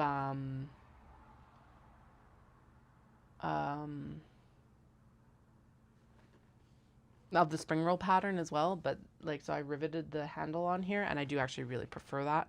The other one, it's less hardware, which means that's less of an investment to start this one. It's not like I can't switch to the hardware later. Otherwise, the suggested thing is to actually go in and do like connectors and rivet the connectors on. But honestly, I prefer the fit of this too as I'm looking at it. So not very well centered on this one, but that one. Just another reason that it's not going in. That one's not going into anything. Okay, we've got bottom panel. Check. side panels, wings, and then I need the lining zipper and slip pockets. Okay, those are lining. Okay, so these are lining fab. And then we still need to also cut the handle. So handle is separate. So divider, zipper pocket, and handle. I know, right? I have like 3 different names. Oh yeah. So as I've mentioned previously, estranged from my parents. Dad passed away at the end of January. My brother showed up at my in-laws 2 weeks ago now. 2 weeks ago Sunday, and dropped a bunch of my stuff off without telling. Well, okay, he showed up at my in-laws. They knew. Dawson phoned me. I was like in the city visiting a friend and had a bunch of stuff to do, which actually means it was a Saturday because I went to a market to see some people. Excuse me. And yeah, he called me. He's like, "Do you know your brother's there?" And I'm like, "What?" No. Anyway, that's been fun. I've sorted through 11 bins of stuff. Still haven't gotten the one thing that I would really like, which is a time capsule that has my grandma, like a letter from my grandma in it. But we got a bunch of Barbie stuff, which is like awesome because my eldest is like getting into Barbie. So that was really fun. Now the one other thing, I wonder if I should actually make that handle. No, that handle's the right length. Never mind. It's like, should I make the handle longer? I know, right? I was like, and so the first thing I told Dallas is like, your parents cannot give them the new address. Like, just no. And my father-in-law had already been like, no. Because my brother was like, well, I'll just go drop it off on her driveway.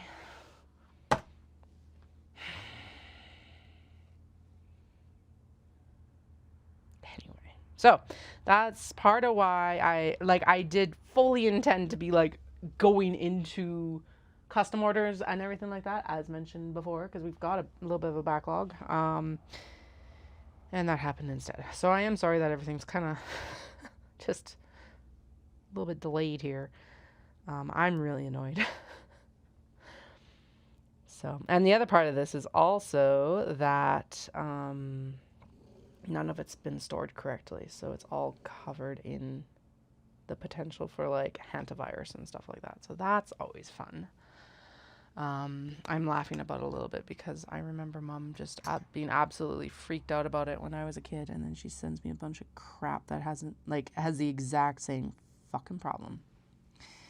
Now, some of the cool things that I did find in it, I did find there were some photos of me from preschool, and you can see both my kids in the photo. It's like you look at it and it's like, oh, there's one, and then you look the other way and it's like, oh, there's the other. So that's cool. That's probably the best part of it. Got my Furby. Shit like that. Nothing super important, to be honest. A lot of paper to be recycled. A lot of things actually I didn't throw out as much as I thought I would. A few things to sell, which is kind of nice. And I'm like, I am just going to ruthlessly sell these things because A, I have no connection to them. And B, I may as well like getting some money back for this effort. Fabric money for my little business. Yes, that's what they used to call it. So they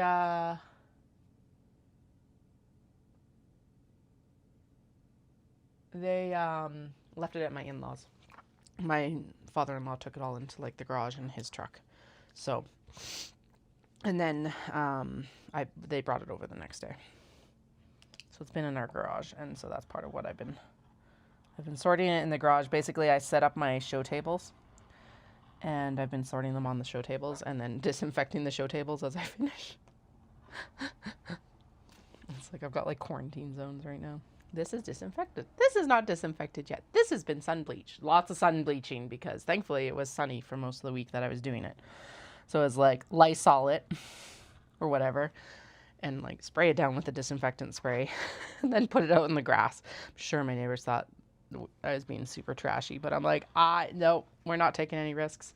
Whole big bin of like Barbie stuff and toys I put out in a bin and hot watered and soaped, and then like let it soak in the hot water and the sun, and then just like let it sun dry out there as well. So I think that'll be enough. I hope it's enough. There's actually less mouse involvement than I thought. Yes, it is. So it's gonna get this like this stiff stuff stabilizer interfacing. This, I would qualify this more as a stabilizer than an interfacing. I think she uses Decovil Light, but Decovil Light is fucking expensive. So we're gonna do the same thing I do with the eyeglass cases, and it works fine. So basically, I'll interface the piece, stabilize the piece, and then I put a piece of interfacing over top of it and hold it down. I was actually thinking about it. I probably could actually oh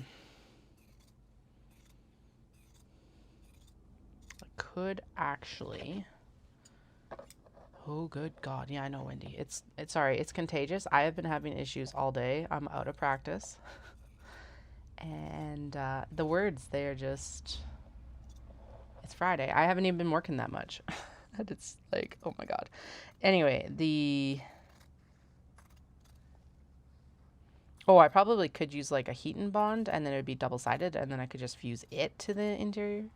But I want the interfacing on the fabric as well, so that we end up being able to like, then yeah, it's also interfaced. I don't know what I'm trying to say there. We're done. Okay, I'm gonna cut this, and then I'm gonna run upstairs, and I'm gonna grab the stabilizer piece, because I have all the pieces except for the stabilizer piece. Why did I not copy this with the pen? Why did I copy this with the freaking chalk that's like you can't see on this? Damn it. Okay, where's the piece?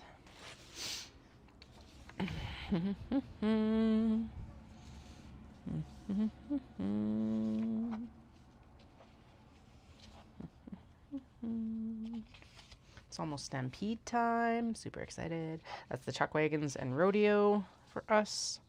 And we're gonna actually, so the kids are out of school on the weeks that Dallas is home. Dallas is home during the first part of Stampede this year, which means that we're gonna take them down, and we're doing a full day of it. So we're gonna go do the parade all the way through the chuck wagons. I hope we don't. I think we got a good plan. They've done Disney. They'll be fine. I was like, I hope they don't like get super grumpy or something like that, but they'll be fine. And I did flat out tell Dawson, I'm like, we are doing a cool activity in the afternoon. That's like my one thing. I'm like, we cannot go all day without doing an air conditioned activity in the afternoon. Unless I guess it rains or something like that. Who knows? The last couple of years, what we've done instead is like, Dallas and I have gone down to the grounds when the kids have been in school, because they've still maintained their Monday, Wednesday, Friday when he's been home the last couple summers. This year we decided to change that. And then, words, whatever. Oh yeah, and then we've gone and picked them up and come back just for the chuck wagons and like the barns and stuff like that. But this year we decided that it's like, well, they're out of school, so we may as well just do a full day of it. I think they're old enough now. And again, we keep bribing them for these things with like, well, this is practice for Japan. Patience, endurance, all of it. So, yeah, we'll see. We'll see. Okay, there's the side panels. This is such light fabric. This is like the bottom end of weight that I like using, and you might be able to tell that just by how it's like shifting everywhere. I should have almost interfaced the piece before, but I don't want to, with having to add the stabilizer as well, I don't want to make the fabric too stiff either. Okay, there we go. I did cut out and prep the new crescent bag pattern as well. But now that I'm really into it, I don't know if I like it. So I did buy another one as well. It's the like crescent crossbody or something like that. It's cute. I've seen it before and I really like the like look of it, but I don't know. I also looked at that one and I'm like, I don't know. So, part of it with that second one is the fact that like the one that I cut out from Can Do is like perfectly sized for the Obi because of course we did the size down. It's like I printed it at 90%, which is perfect. So I'm like, no, I'm waddling on it. I really want a crescent shaped bag in more Obi because I think it's a really good shape. I'm dithering now. And I don't think right now is the time to be adding it, to be blunt. Because we've got everything else to do. I think we've got a good cadre. Well, no, adding something that's got a little bit more 3D-ness would be nice. I think that's where I'm at with it. So now I'm just like, do we do that? Or now that I'm actually wandering down this thought line, I wonder if we should just focus in on something like the Glenda, which is a very classic purse shape as well. And then I know it works really well with the Obi. So maybe we just focus in on that one for the summer. And then over the winter time, we can figure out if we want to add in the crescent bag or not. And yes, I know the Sheena, but the Sheena doesn't work for most of these fabric, or at least for what I want to use it for with the Obi, right? So no, it is not the Sheena. It's like it's actually just called, I think, the crescent tote. What is it? Crescent bag. Very original. And the benefit to it being that we are able to do, so I shrank it down to the 90%, so down 10%. The benefit of that being that it does actually fit onto the Obi vertically, because a lot of the prints are vertical, they're directional, whereas the Sheena only fits on the Obi, so this way. horizontally, yeah, there we go. So yeah, that's why I'm on the hunt for another crescent bag. But now that I'm like talking through this, I think Glenda is the better one for the summer because she's easy to put together. She's very classic as well, very classy. I've definitely made Glendas before. They still have curves, still a bit of a bitch, but not as much as the Sheena. And that is the problem, is that the Sheena is like, or any crescent tote is going to have the same problem. God damn curve zippers. But at the same time, the belt bags we're working on also have a goddamn curve zipper. I really need that cylinder art machine, guys.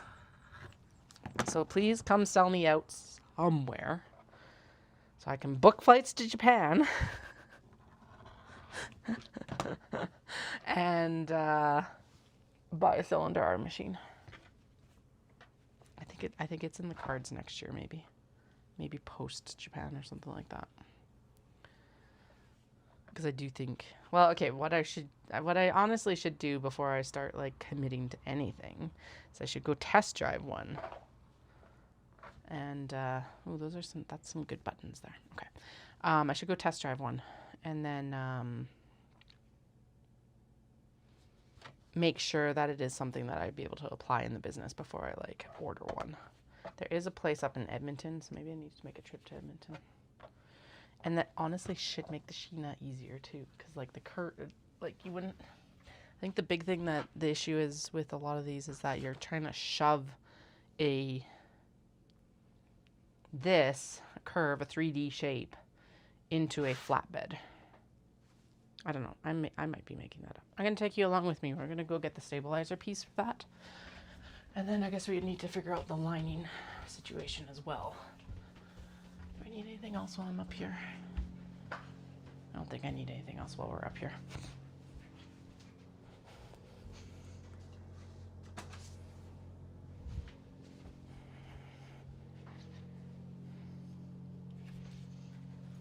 I will bring a belt bag down to demonstrate one of the new products we have. I have the Royal Wee. Anyway, so this is the belt bag, the fanny pack. So it's super cute. Yeah, that's true. The Glenda is a very classic shape, but it does feel very evening bag, which is the annoying part about it because it's so nice. Whereas the Sheena and like a crescent shape.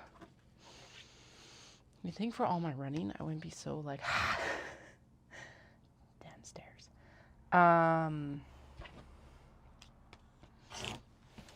Oh, that's why that's being a bitch to like cut with, of course. Anyway, the Glenda does feel more elevated and more like elegant than like a Sheena or a crescent bag. I know. But it's so much easier to sew. So I love that one too. And then the interior on it's really nice as well. I can't I think it's a striped one on that one. Anyway, okay, and this is actually the piece that I need. I was just like, wait a minute, did I print the wrong piece? No, we're good. This washi tape is like giving up on life, and I'm really annoyed. She tells me I need to actually use my washi tape like stash because I think it's drying out, which is wild. I did not think about tape drying out, but apparently it's a thing. And yes, this does require so much concentration. I'm not going to talk too much. Okay. There we go. One side, and then we're going to flip it, and we'll put a piece on the other side. I have like a whole hoard of washi tape, and yeah. Actually, I bet you it's because I unwrapped this one. Why did I unwrap? Oh, right, because we used the little bit thinner guy for the ruler, but like yeah, oh well, use it up rather than holding on to it. Now that like I've gone through the majority of my stuff, I was looking at Dawson. I told him that we should go in and actually do a big like declutter of our basement and garage stuff. I'm like, I don't care if we keep everything, but what we do need, what actually it's more less maybe a decluttering and just like even an inventory of the things that we have, right? Like, I actually don't care if we keep all of our stuff. We need to know what we have, because there's stuff that we've set aside for the kids as they age up and stuff like that, that we need to know where it is, because if we don't know where it is when they age into it, what's the point?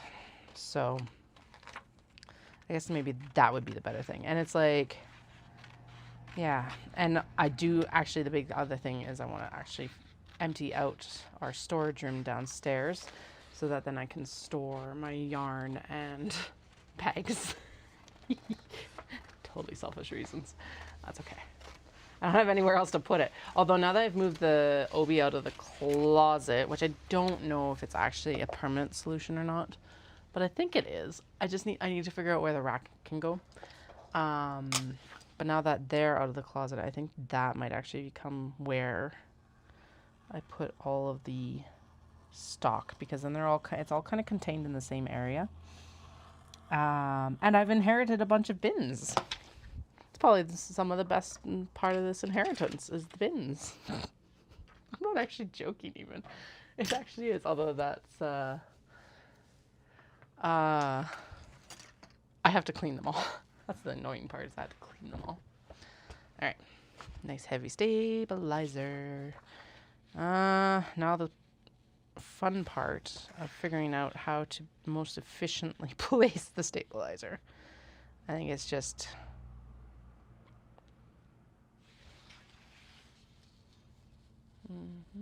okay. How big is this stabilizer? Like, how tall is it?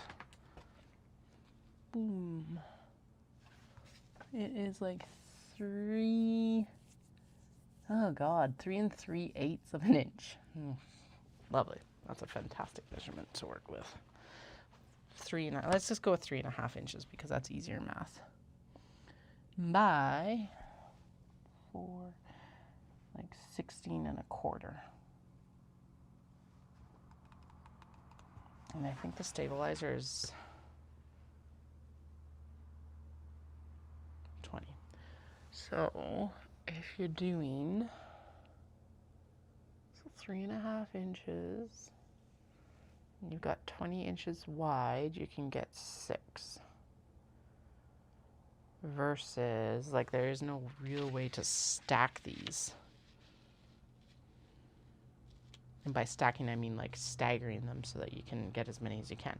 Because at least when I'm doing the fish for the glasses cases, we can basically put them back to back and I get like 2 across, right?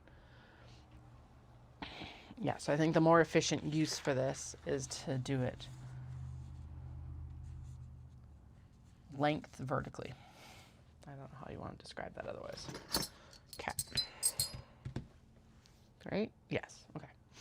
I need a pen. Okay, and then I'm going to scoot it down. So we're going to align the straight edge with the top here. I know all the bags, Wendy. We will get as many bags done as we can. I was going to behave myself and work on some of the like whip Sheena, and I swear to God, I pulled them out. But then I don't know where all the pieces have gone.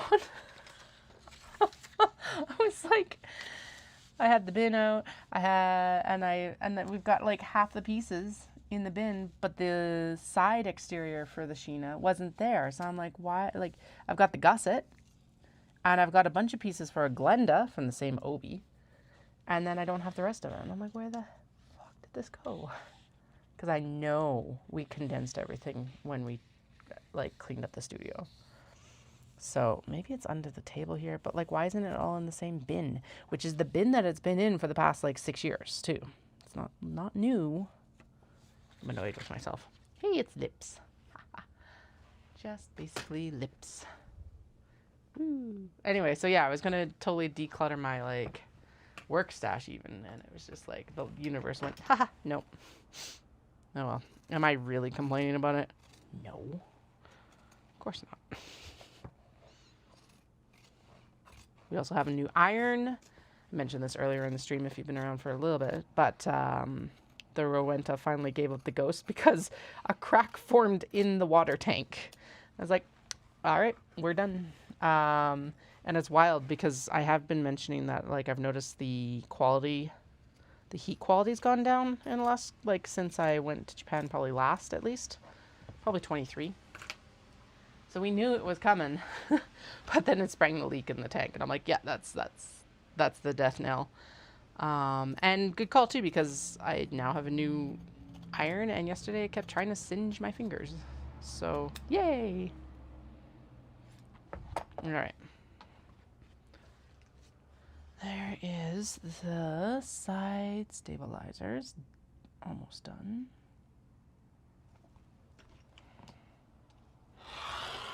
Yay! Okay.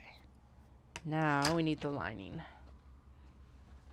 And then the stabilizer will go back down into here for now.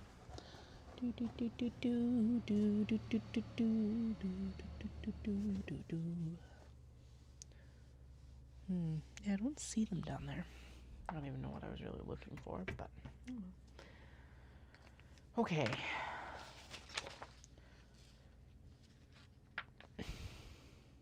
We have everything. Now we need to go back in again.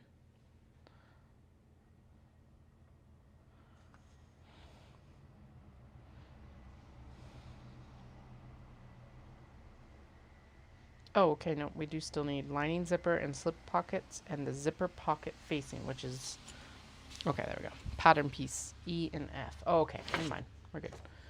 E and F, okay, so those are all the lining. The wings need lining.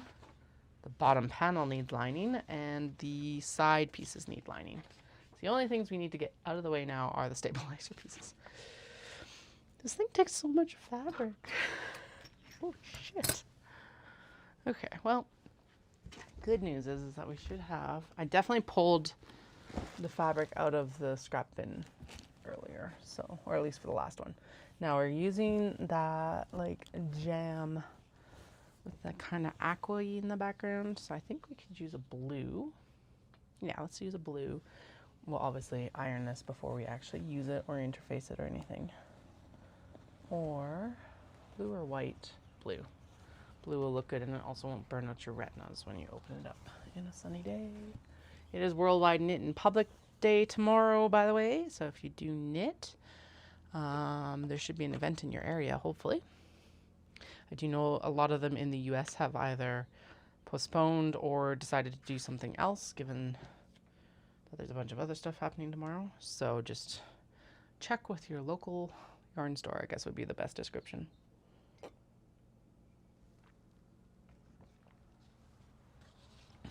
All right. Now, since we have to iron these, I'm just going to kind of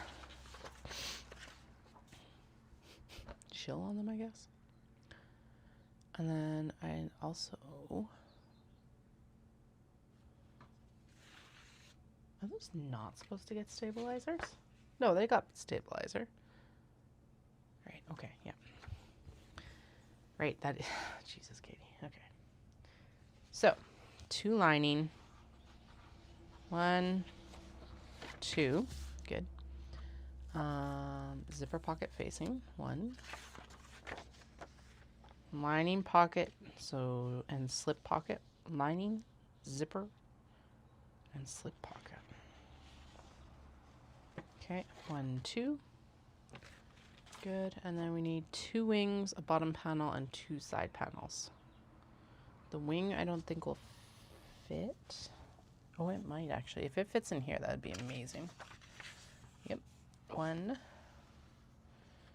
and 2. Okay, so all of those pieces are on this one. Sweet. So what we'll do is we'll just iron and interface this whole thing, and that's actually super easy. Okay, and then we need a bottom panel and the side panels. Honestly, the side panel is going to be the worst part of this. And this bottom panel is massive as well. Okay, those are too small. Ha. Okay, so there's the side panel 1 and side panel 2. And then we need a bottom panel. Okay, I'm going to trim that down just so it's out of the way and we're not interfacing the whole thing, because who knows what we'll use. It's definitely too much fabric still, but that's better than not enough. Okay, bottom panel. Bottom panel. Let's just hope that I actually still have 1 piece of blue left that we can do the bottom panel from, because we do not have any more blue of that style. We might be in luck. Maybe, hopefully. Please, please, please. Nope, I don't think that's big enough. Maybe. Oh, just barely. Just barely? Yes, just by the skin of our teeth. Barely. Jesus Christ. Okay, once it gets ironed out, it'll be happy. Okay, so we'll trim that down as well, like that. So all of these. Now, this is one of the things that I messed up on the OG one as well, is that I actually put the stabilizer on the wrong pieces. These pieces are only getting interfacing. The exterior pieces are what are going to get the stabilizer. Whereas before, what I did is I put the stabilizer on the interior pieces. And guess what? Putting a welt pocket into a piece with freaking like too much, like with stabilizer, is practically impossible. It sucked. Okay. We have all the cuts now. We are going to need to go in and interface a bunch of other fabric as well. So let's do it all at once. And by other fabric, I mean we're going to work on the backpacks. I'm excited. I really want these backpacks to work. Okay. Keep all the pieces together somewhere. Actually, everything's just going to go into the same box with the mini traveler and belt bag cuts, because then I just don't have to worry about it. And then these are scrippity scraps. What can we use you for? You would make some adorable little notions pouches. Also, I'm totally going to extend this camera out because apparently I am working off camera quite a bit. Zoom. Hey, now the center of my table is more or less the center where you see. Yay. Anyway. Okay, we could either make a triangle pouch out of it, or I could make like 2 wedge pouches.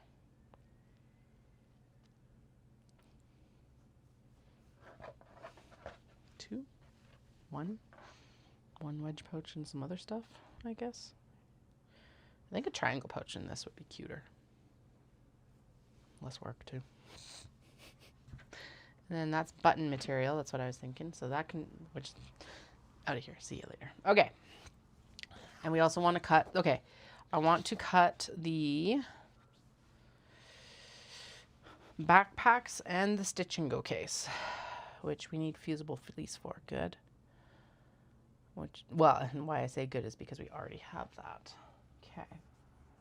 I need to go grab my hairdryer. I will be back in like 2 minutes.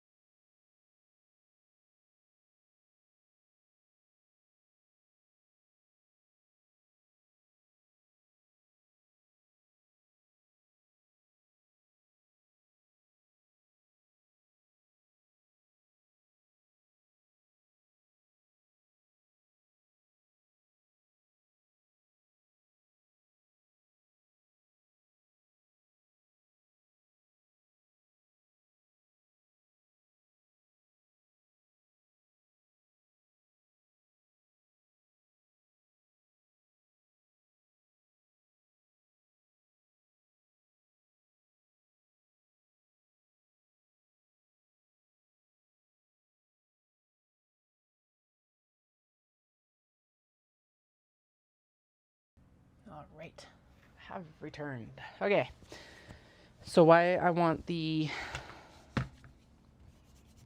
apparently dusty hairdryer is because we are going to start working with the wax canvas. And one of the wax canvas looks like it could use a little bit of convincing that it actually wants to be wax canvas again. So we're ignoring the stitch and go case for now. we're going to work on this one.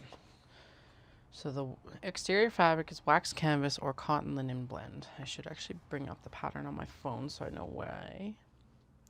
I'm using a cotton linen blend. We are totally going to be using cotton blends for a lot of this because, I never follow it. Actually, okay. Anyway, adhere interfacing. Okay. Oh, okay, right, if you're not using wax canvas. And then accent fabric, wax canvas, or faux leather. So basically the flap and the bag bottom are both going to be wax canvas. And then the lining fabric needs to be cotton linen blend or quilt cotton. Drawstring and drawstring casing do not require interfacing. Okay.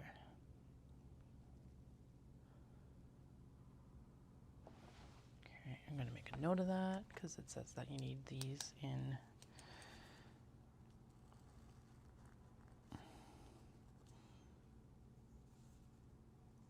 fusible interfacing. Okay. Look at me actually reading my instructions.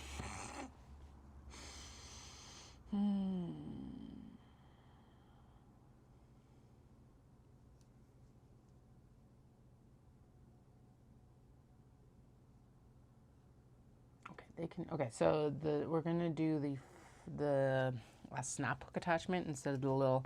This one actually calls for like a snap hook or a metal buckle, like the click click buckle.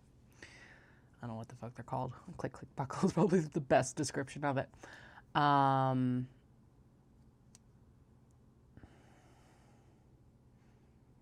we're gonna do the snap hook because personally I absolutely hate the textural feel of the metal click click buckles.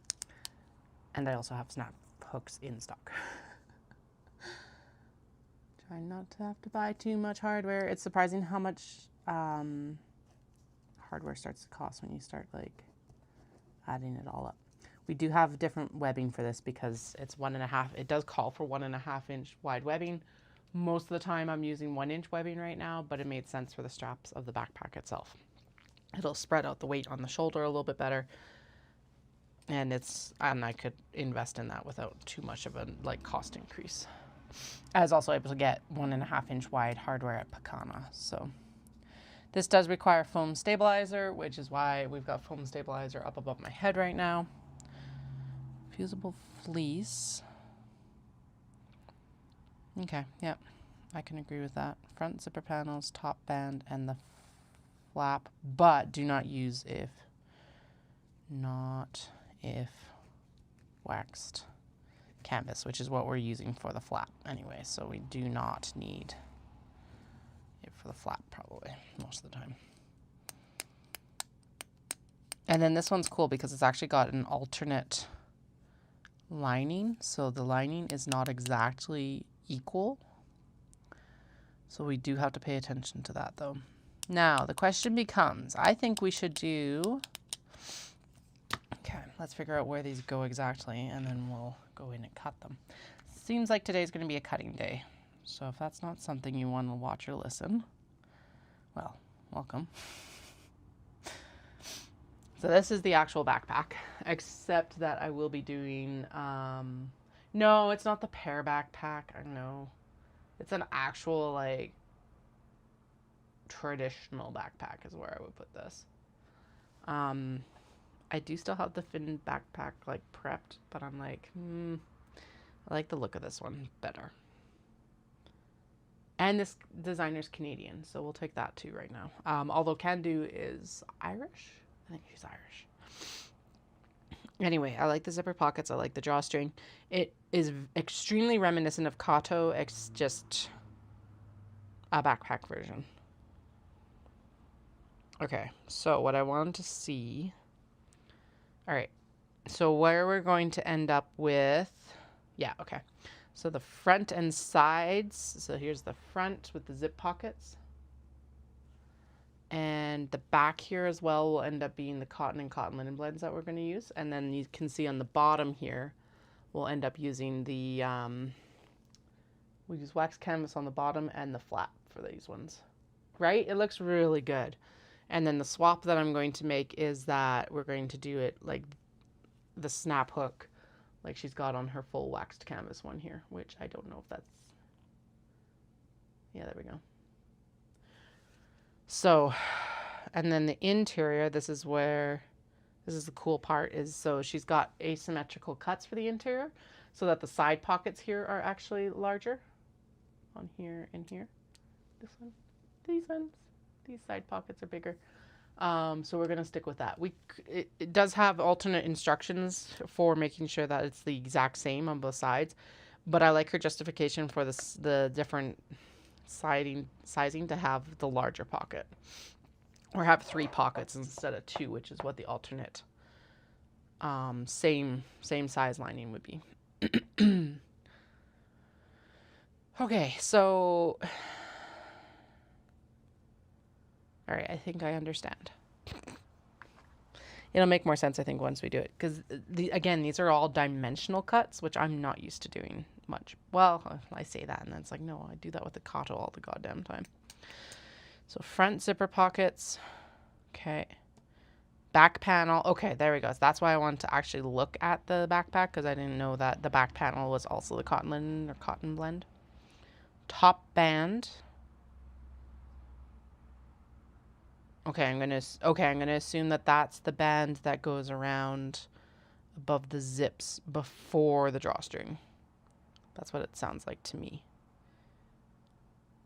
Okay. Zipper divider. Okay, that's cool.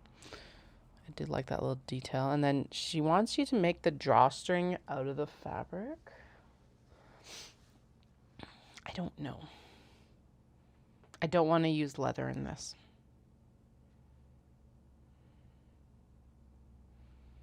But I don't, well, do you know what? Honestly, I think what I would end up doing is I'd probably end up going with a cotton drawstring. Just a nice generic. I just don't want to make drawstrings like that. It's ugh. Drawstring casing, zipper pocket lining, zipper pocket backing. What? Zipper pocket. Oh, zipper pocket. Okay, Jesus. That makes sense. So, and then there's zipper pocket lining. That'll be the front or something. Zipper pocket backing. Okay, it makes sense. Large lining panel. Yep. Small lining panel. And then the slip pocket panel. Now, the question I do have is whether we should do the slip pocket panel. And I am actually leaning towards maybe we should do the slip pocket as the exterior fabric so it matches. I think that'd be fucking adorable. It would also make my cuts really nice and symmetrical. That's part of it.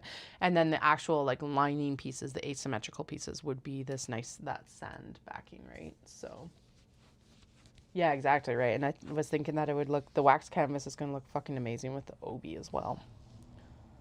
And I think, because I think those, oh shit. Yeah. Framed pieces of obi because the width is too big. Oh, there's a mini version. We can do the, wait. Shit. No, come here. Where's my files? We can, sorry. Gasp. Excitement. That was an excitement gasp. Because there is a mini version of it. Wabana. And if anyone's like, oh my god, I need to make this. It is the Wabana backpack pattern from Hammer Stitch Bags. And she's Canadian. Yes, the mini is small enough. Or at least we can make it small enough.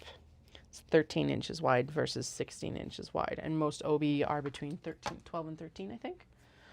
I literally have like so many sitting right here, but I can't find a piece of one.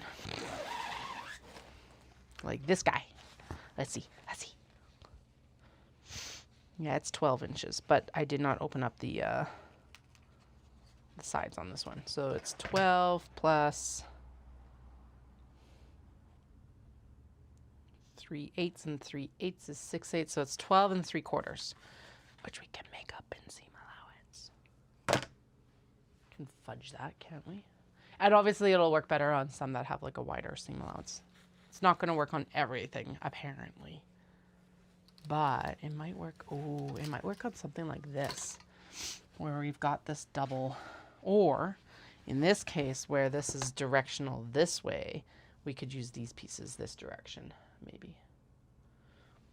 Because how tall does it have to be? Lower zipper panel 6x13. It might actually help use up. Oh.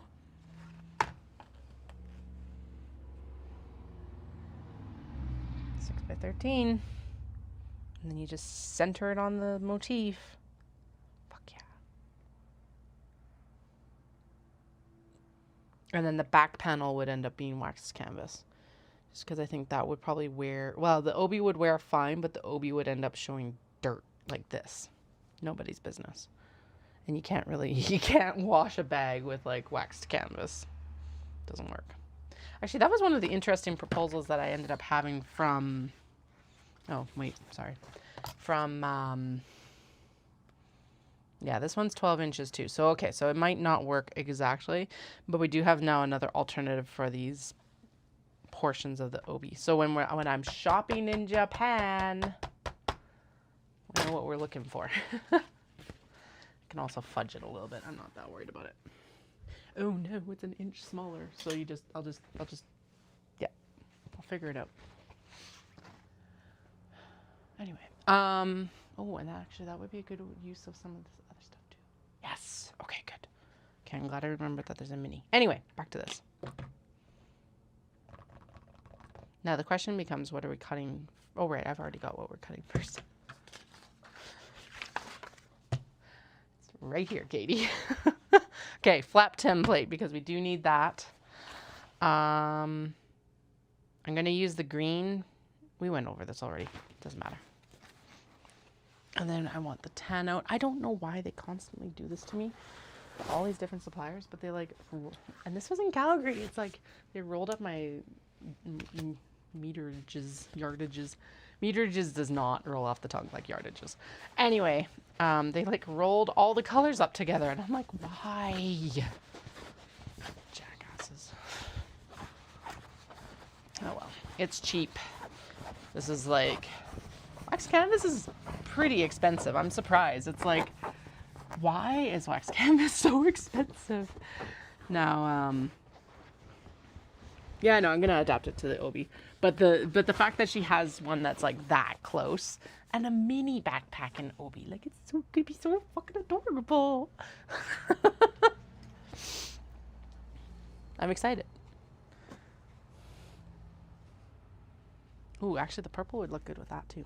Sorry, I like wandered off screen without letting you know. Where'd the other one go?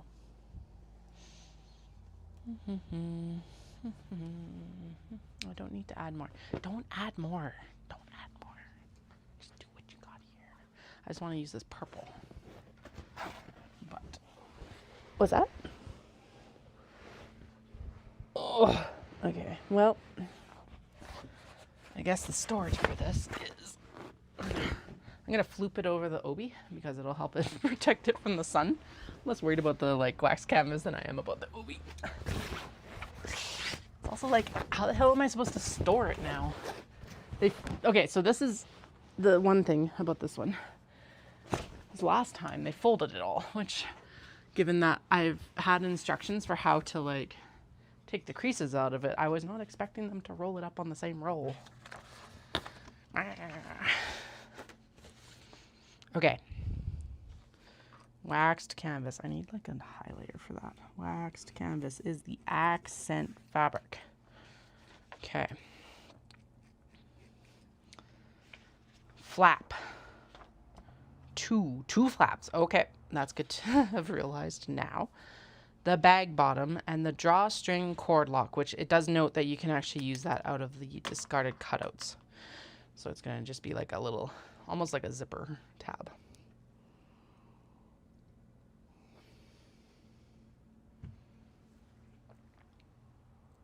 So let's cut all the weird stuff out first, which is and what I mean by weird stuff is the stuff like,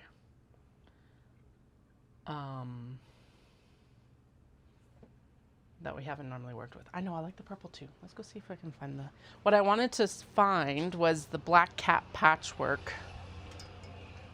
that has the purple tones. What I have called the ooh, we can do parasols actually. That would be cool in that one.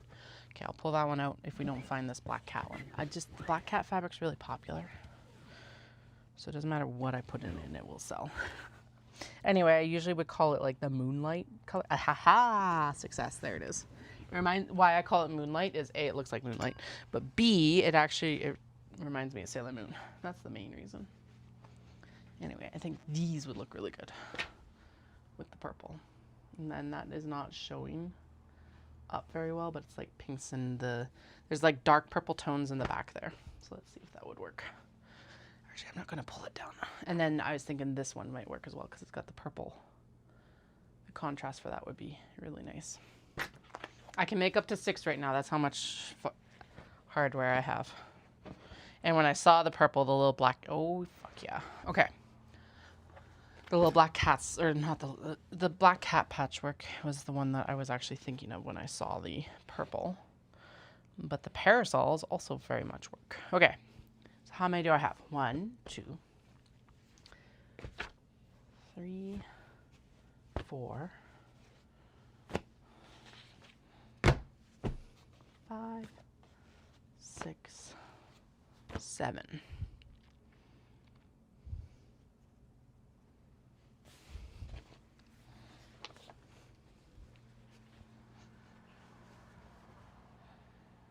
Okay, so the red is a cool red. I have to remember that because I was thinking that it would go with Sushi Neko, but it does not.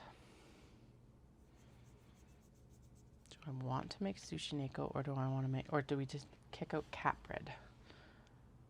No, the first one okay, we're going to cut one. And the one we're going to cut is going to be coffee shop because. Okay, and then we'll decide from there. We're only cutting one. Usually I cut a couple. Actually, yeah, we'll cut 2. Actually, so yeah, Jesus. Make up your mind, Katie. We're gonna do coffee shop and we're gonna do Mount Fuji. There we go.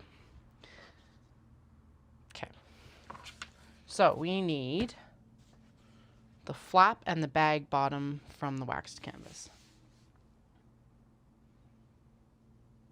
Wait. They rolled jackasses. Did they actually roll this on not selvage? No, they rolled this on. What's 12 plus 53? 12 to 53 is 41 inches.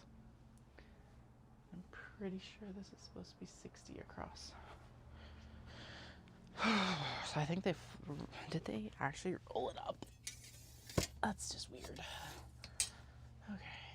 Apparently I need to just buy it in larger yardages or something. I don't know. Because I'm pretty sure they said that it was like 60 inches. Yeah, that looks about right. I've got my yardstick out. And the selvage is on the side too. Weirdo. Okay. I guess I can work on it easier. For most people, I guess they would be able to work on it easier that way. But like, we've been struggling with 60-inch canvas for so long that it just doesn't even faze me. I need a dowel though. To the garage. Whee!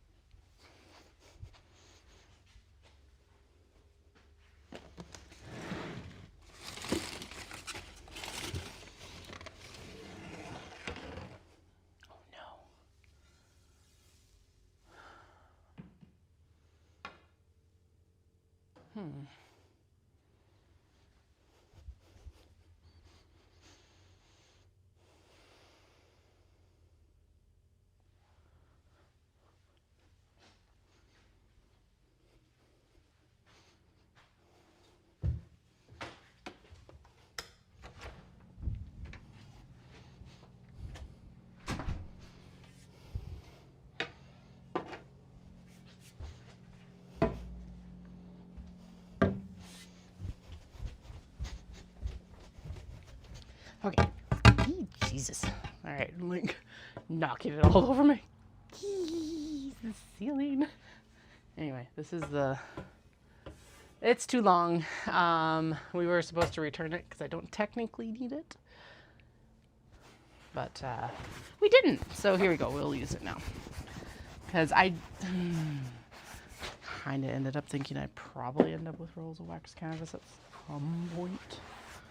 Anyway, okay.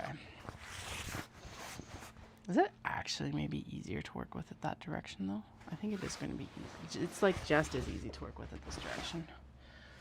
Katie, you should have left it on the roll. I can put it back on the roll though. Okay. Back on the roll with you. And you're large enough that you can actually go on that dowel as well.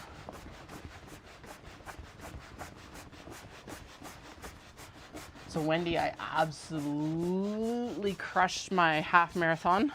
Improved by like almost a full 15 minutes. Actually, it was a full 15 minutes and some change. Oh no. Okay, well, it's too small to go on the roll, but the roll makes the perfect... Oh, I feel like there's so many bad jokes in this. That's okay. Anyway, I crushed my half marathon time. So last year I ran it in 2:59 and some change, 2:59:25 or something like that. And this year I ran it in 2:44:17. I'm very pleased because it's also indicating that, like, well, A, the training worked, and B, I'm on track for the marathon times that I wish to get. And the other cool thing that we found out is that one of Dallas's cousins has been running the majors for quite a while, and she was down to Tokyo and Boston left, and she's been accepted for Tokyo this year, like in 26. So, we were chatting, and I was like, yeah, we'll see you there then, like, because Dallas is applying, and blah, blah, blah. And we'll see if he gets in or not. But we'll come cheer you on no matter what. You could tell that she thought we were a little bit crazy. And I'm like, well, we're gonna be there anyway. So we'll come cheer you on, if nothing else. And yeah, so that was super cool to find out too. I'm looking for my hair dryer. There it is. Okay. Because I should be able to hair dry it, and I'll take these wrinkles out, right? That's the theory, because it's wax canvas. Yeah. Anyway, that was super cool. It's a super cool coincidence. So hopefully Dallas, it would be really fucking cool if Dallas got in as well. So, because like having two, sorry if this is really loud, having two people in it would be really cool to go cheer on at least. So.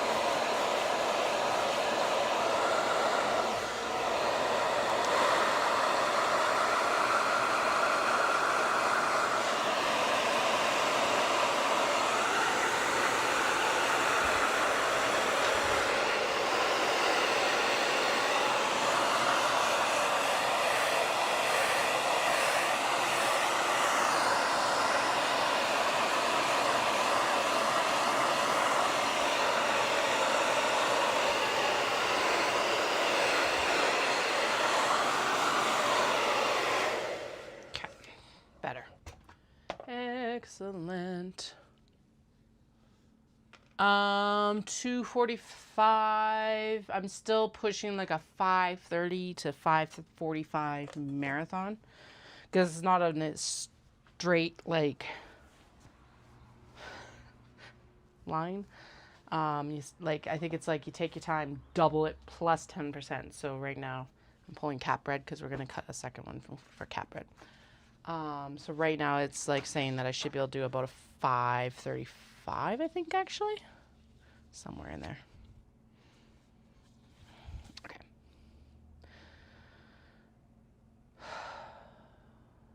Two flaps.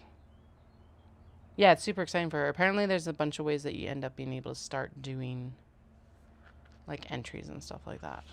Two flaps and a bottom. And a bag bottom. Okay. Doom, doom. Doom, doom. If I cut them all in a line, that is the most efficient use of the fabric, correct? If I cut them like this, that's the most efficient use of the fabric. Because 9 by 9, and the bag bottom is 12 by 16.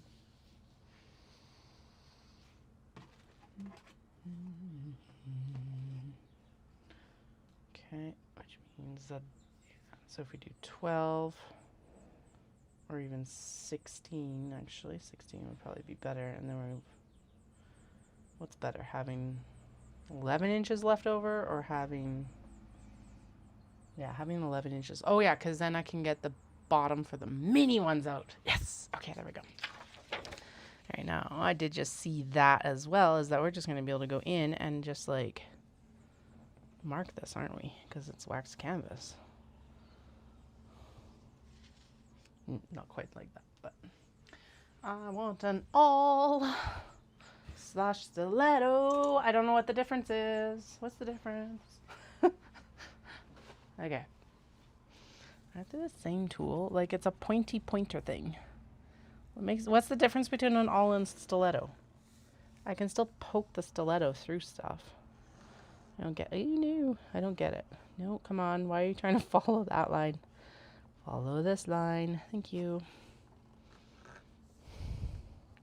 I could also go get one of my prickly prickle things, but I'm not going to do that. I don't feel like doing that. Okay.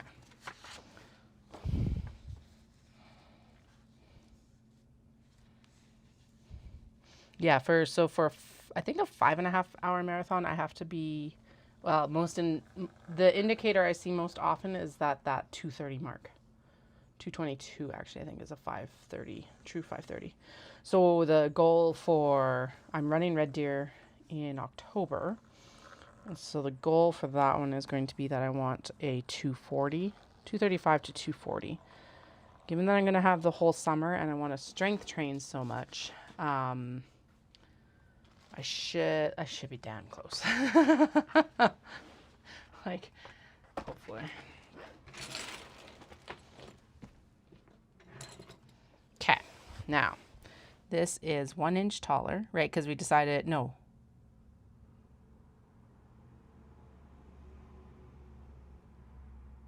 Oh, shit, that does suck. Because now we gotta go 16 out, whereas this is 11. Whatever. Fuck it. Okay. Okay, so let's mark out where we're going to end down here, I guess. Yeah. Okay, so there's the straight, and then we're gonna go in, and we gotta have a 12 by 16. Okay, pull this back. I could actually follow my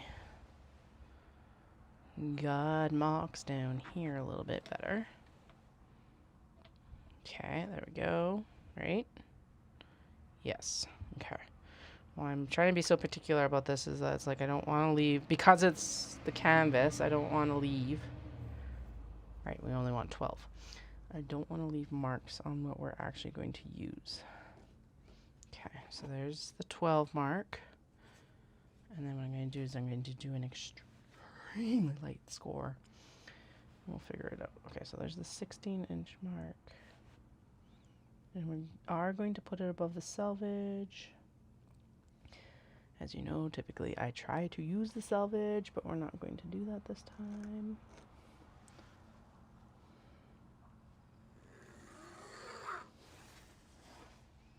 Okay, and then what I wanted to just do it extremely light is I want to double check it here.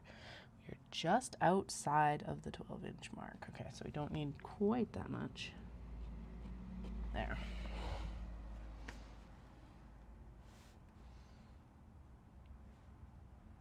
Quarter, just a little bit outside, and quarter inch. Criminy. Okay. Okay, I'll double check that measurement down here as well. I should have done that before.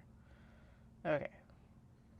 So the truth of the matter is that it is actually both. Okay. God, I hate measuring sometimes. Because this line is actually accurate down here. And then it like wanders. So it's probably because I didn't have my ruler quite lined up properly. So let's try that. There we go. 4.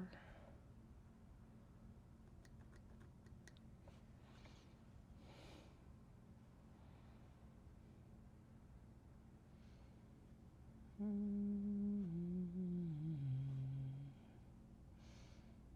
we go. Okay, there we go. There, we're going to count that as good. And then we're going to go along here and we're going to measure up along this straight edge. 4, 20.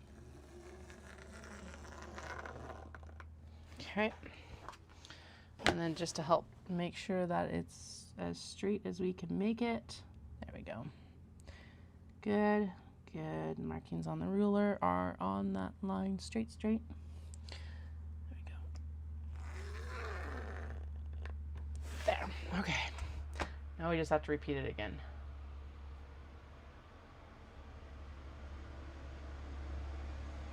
Interesting. I'm using an awl right now, so.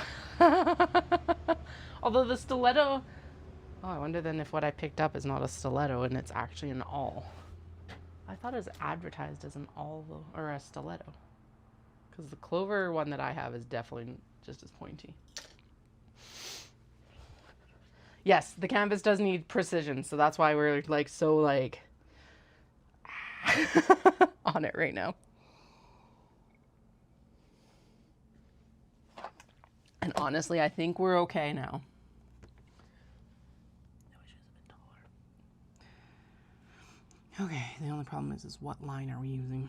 I think it's that one. Yes, we're good. We're square. Yes, we're good. We're square. And then 12, 12, 12. Okay, so we are this middle line right now. So I am actually going to cut that right now so I don't lose track. And then this last piece, this little end piece here, should be able to be used for the mini when we get there eventually. Oh, it cuts so smoothly. Okay. Now I want to do 2.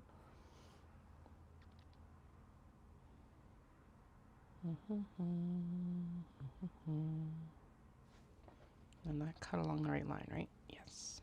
It's so nice. We'll have to, and we have to cut off the selvage as well. Okay. Anyway, yeah. I was just like, wait, I need to like copy everything else. No, we'll cut all this out first, and then we'll put the next round of flaps down.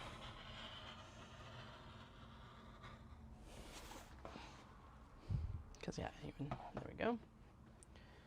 And then nope. Nope.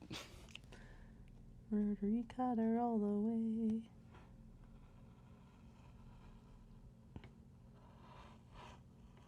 Why is that so much easier to cut along here? Oh, I wonder if like scraping the wax off creates a little bit of a track for the rotary cutter, because that was way easier than like doing anything with a chalk line or anything like that. Okay, now I do have to trim off the selvage off that, but we'll take a breather for a second and we'll get this flap cut, and then we'll get the next set cut as well. La la la la la.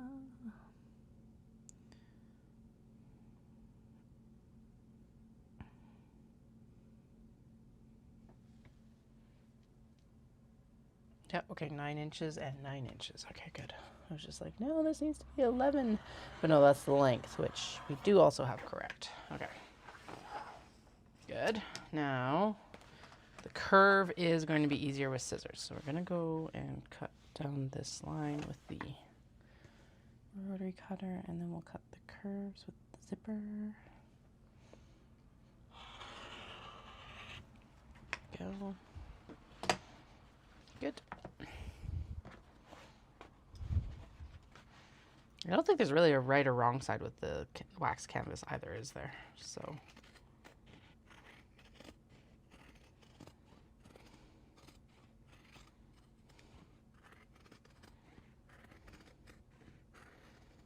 Oh, and good news too, the change of the WestJet points scheme that they've done, where you can now pay for at least the majority of your flight and taxes, like taxes and stuff like that with the WestJet points, is going to greatly benefit us.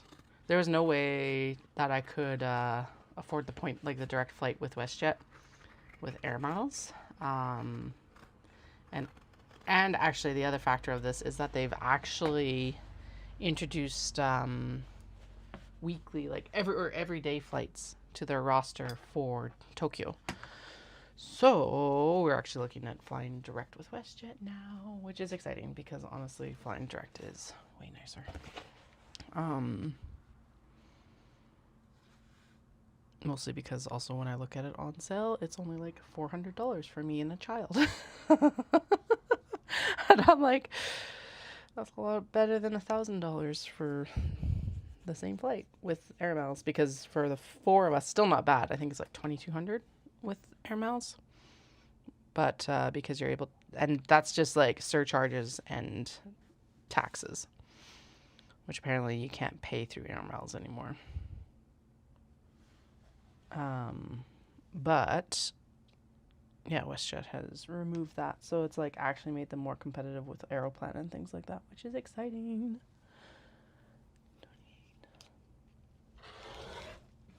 So, and honestly, I will take a direct flight versus a non-direct flight any day of the week. Yeah, I know, right? And like, so basically what we're going to do, so it's going to create, we both have a credit card that allows us to have the companion voucher, which is part of the price decrease as well. So what we're going to do is we'll focus, we haven't booked our tickets yet, obviously, so we're going to focus in on getting Dallas as many points as we can in the next few months as we wait for my, like, passport and, like, Knit City and all of that. So, yeah, so we'll focus in on getting him as many points because he doesn't have as much. So I'm like, all right, when you're home, you put as much on your card because it all comes out of the same account anyway. There's no point in, like, changing it. But yeah, but that'll save us more money as well. It's just having him have as many points as he can.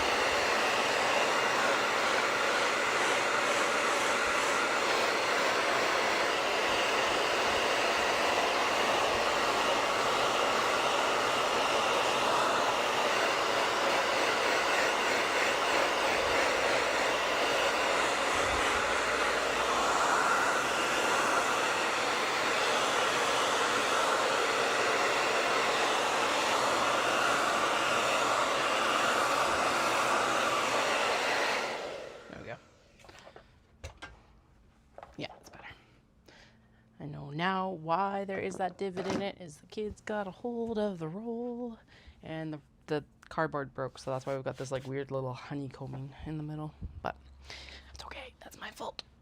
And fairly easily fixed through that at least. All right, so we're going to do it flat here. Yeah, anyway, I'm super excited about that because I'm like, not having to do a layover in Vancouver is optimal. And then as kind of discussed, going back in 2027, then we could use the air miles for that when it's like a shorter trip. And so like try to save as much on the flights this trip because we're going to be there for so long. So there's a lot more hotel costs. Whereas the following year, I just want to go do Kyoto Marathon and then hang out and do some more shopping. Always shopping. But in that case, if we were to repeat that, for me to be able to do Toji, Dallas would have to return home. So we'd probably do that, to be honest. I think it would be good. And then the kids and I would just end up hanging out in Japan for like a week, which honestly sounds like it could go actually really awesome. Okay. That other one is cut down. This one. So I am just going to use it because it would be dumb not to. Okay.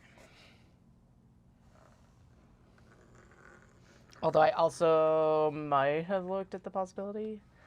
I don't think I will ever get enough air miles for this.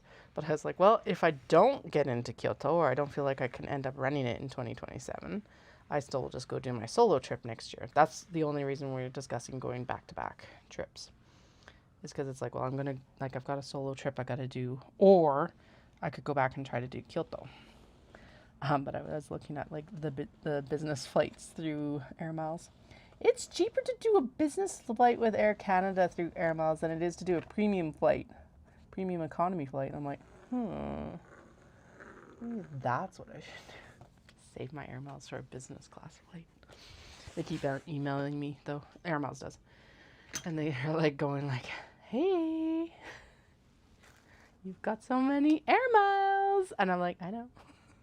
Like, maybe I'm saving them. I don't know how you expect me to do these like intercontinental flights for 4 people on less points. Although WestJet did bring in a new carry-on policy, and now I gotta find out if our carry-on fits. I'm like, God. So apparently it aligns them better with like all these other airlines, and I'm like, well, it's not even the same size as what JAL uses, which is one of your code share partners. And it's like such a weird measurement on top of it. It's like, yeah, anyway, based on the measurements that they provide versus what I see of our bags online, we're like an inch too tall, wide, I can't tell.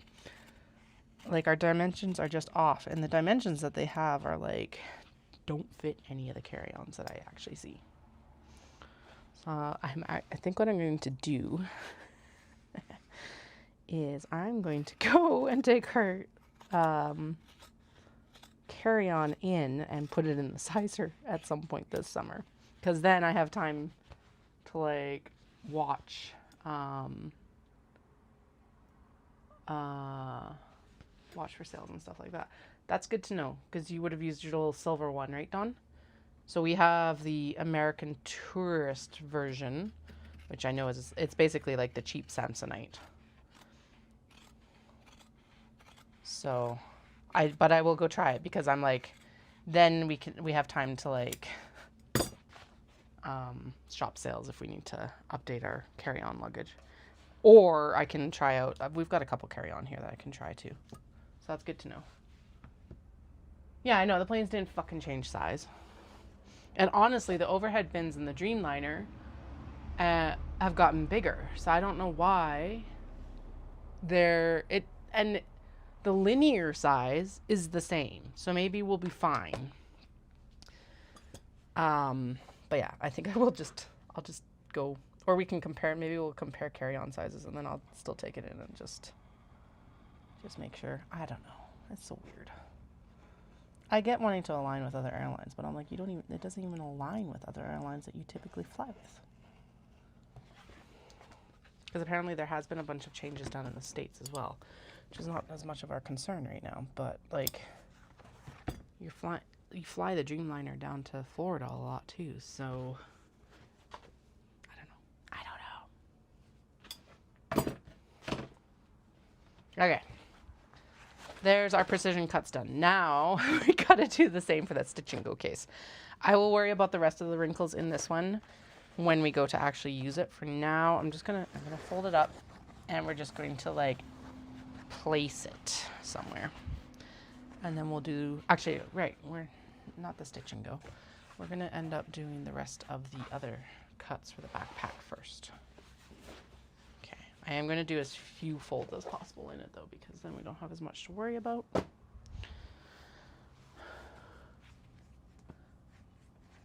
Yeah, that could work too. Yeah, because the big thing I wanted with the carry-on is shipping luggage. You want to like be able to have some of your stuff, so we need 2.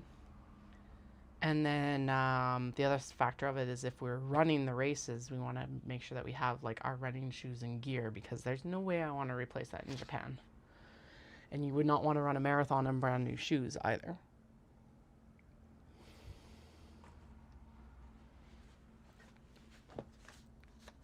Oh, right, we're going to do the other oddball cut, which is the foam here. Okay, the foam.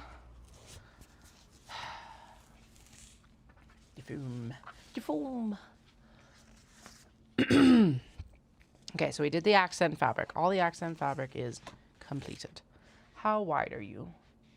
You are 20 inches, which is why she's done this way. Because we need a 20 by 16 piece, so we need 2 16 pieces.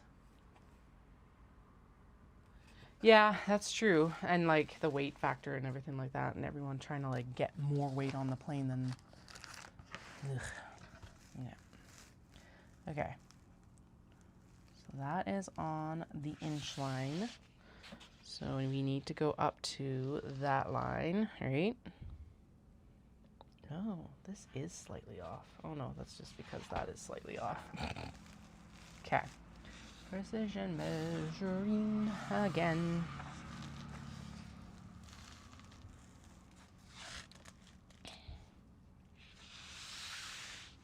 Okay, so that is not square up there. That's why we're having issues. This is square down here. We will ignore the wibble in that right now, and I'll make sure that it gets cut down. And we need 2 pieces, which is 32 inches. That's 56. Minus 32. 24, right? Yes. That uses up almost all the foam.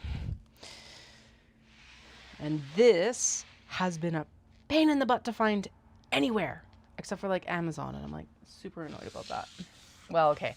At a price that isn't also like $30 per meter. I don't want to pass on $30 per meter. Because that would mean that between 2 bags like this, it's like $15 worth of foam. It's already going to be a more expensive bag, so. Okay. All right. Gross. That's all we got left of it, though. Well, we were looking for a reason to get foam, though, because I wanted to do the that stuff, guys. The book sleeves look the best with the foam in it, so I don't know. Maybe we'll still do it. Although I was doing math on my whiteboard the other day to figure out like what the best configuration of foam was, and I think it actually ended up using most of it up from the mathing I did. Okay. 16. 24 to 16. Plus 16 is 40, and then 40 to 56, which we need to do it. Okay. Yeah, so but that, sorry Wendy, I was just coming back to that comment. The thing about it is, again, is it's linear. So it's like linearly they're the same size. So it like the dimensions changed by an inch on one side. Like they took an inch off one side and added an inch on the other side. And then it just makes it a pain in the butt. Just makes it a pain in the butt. Hot to see, actually. Yeah, and we will need 2 carry-ons because I just realized too, it's like one for each of us, because then we're both responsible for like one child's extra clothing and our extra clothing and all of that too. Dallas does not like traveling with carry-on, but oh well. Sucks to be him on this trip. Okay, there's the oddballs. The wax canvas and the blurry blurs are done. Our cat has been scratching on this, and I do not understand why. It's like all picked here. We need fusible fleece for the front zipper panels. If using a cotton linen blend, and we're not even using a cotton linen blend, so we definitely need it on the front. Okay, and then we'll concentrate in on the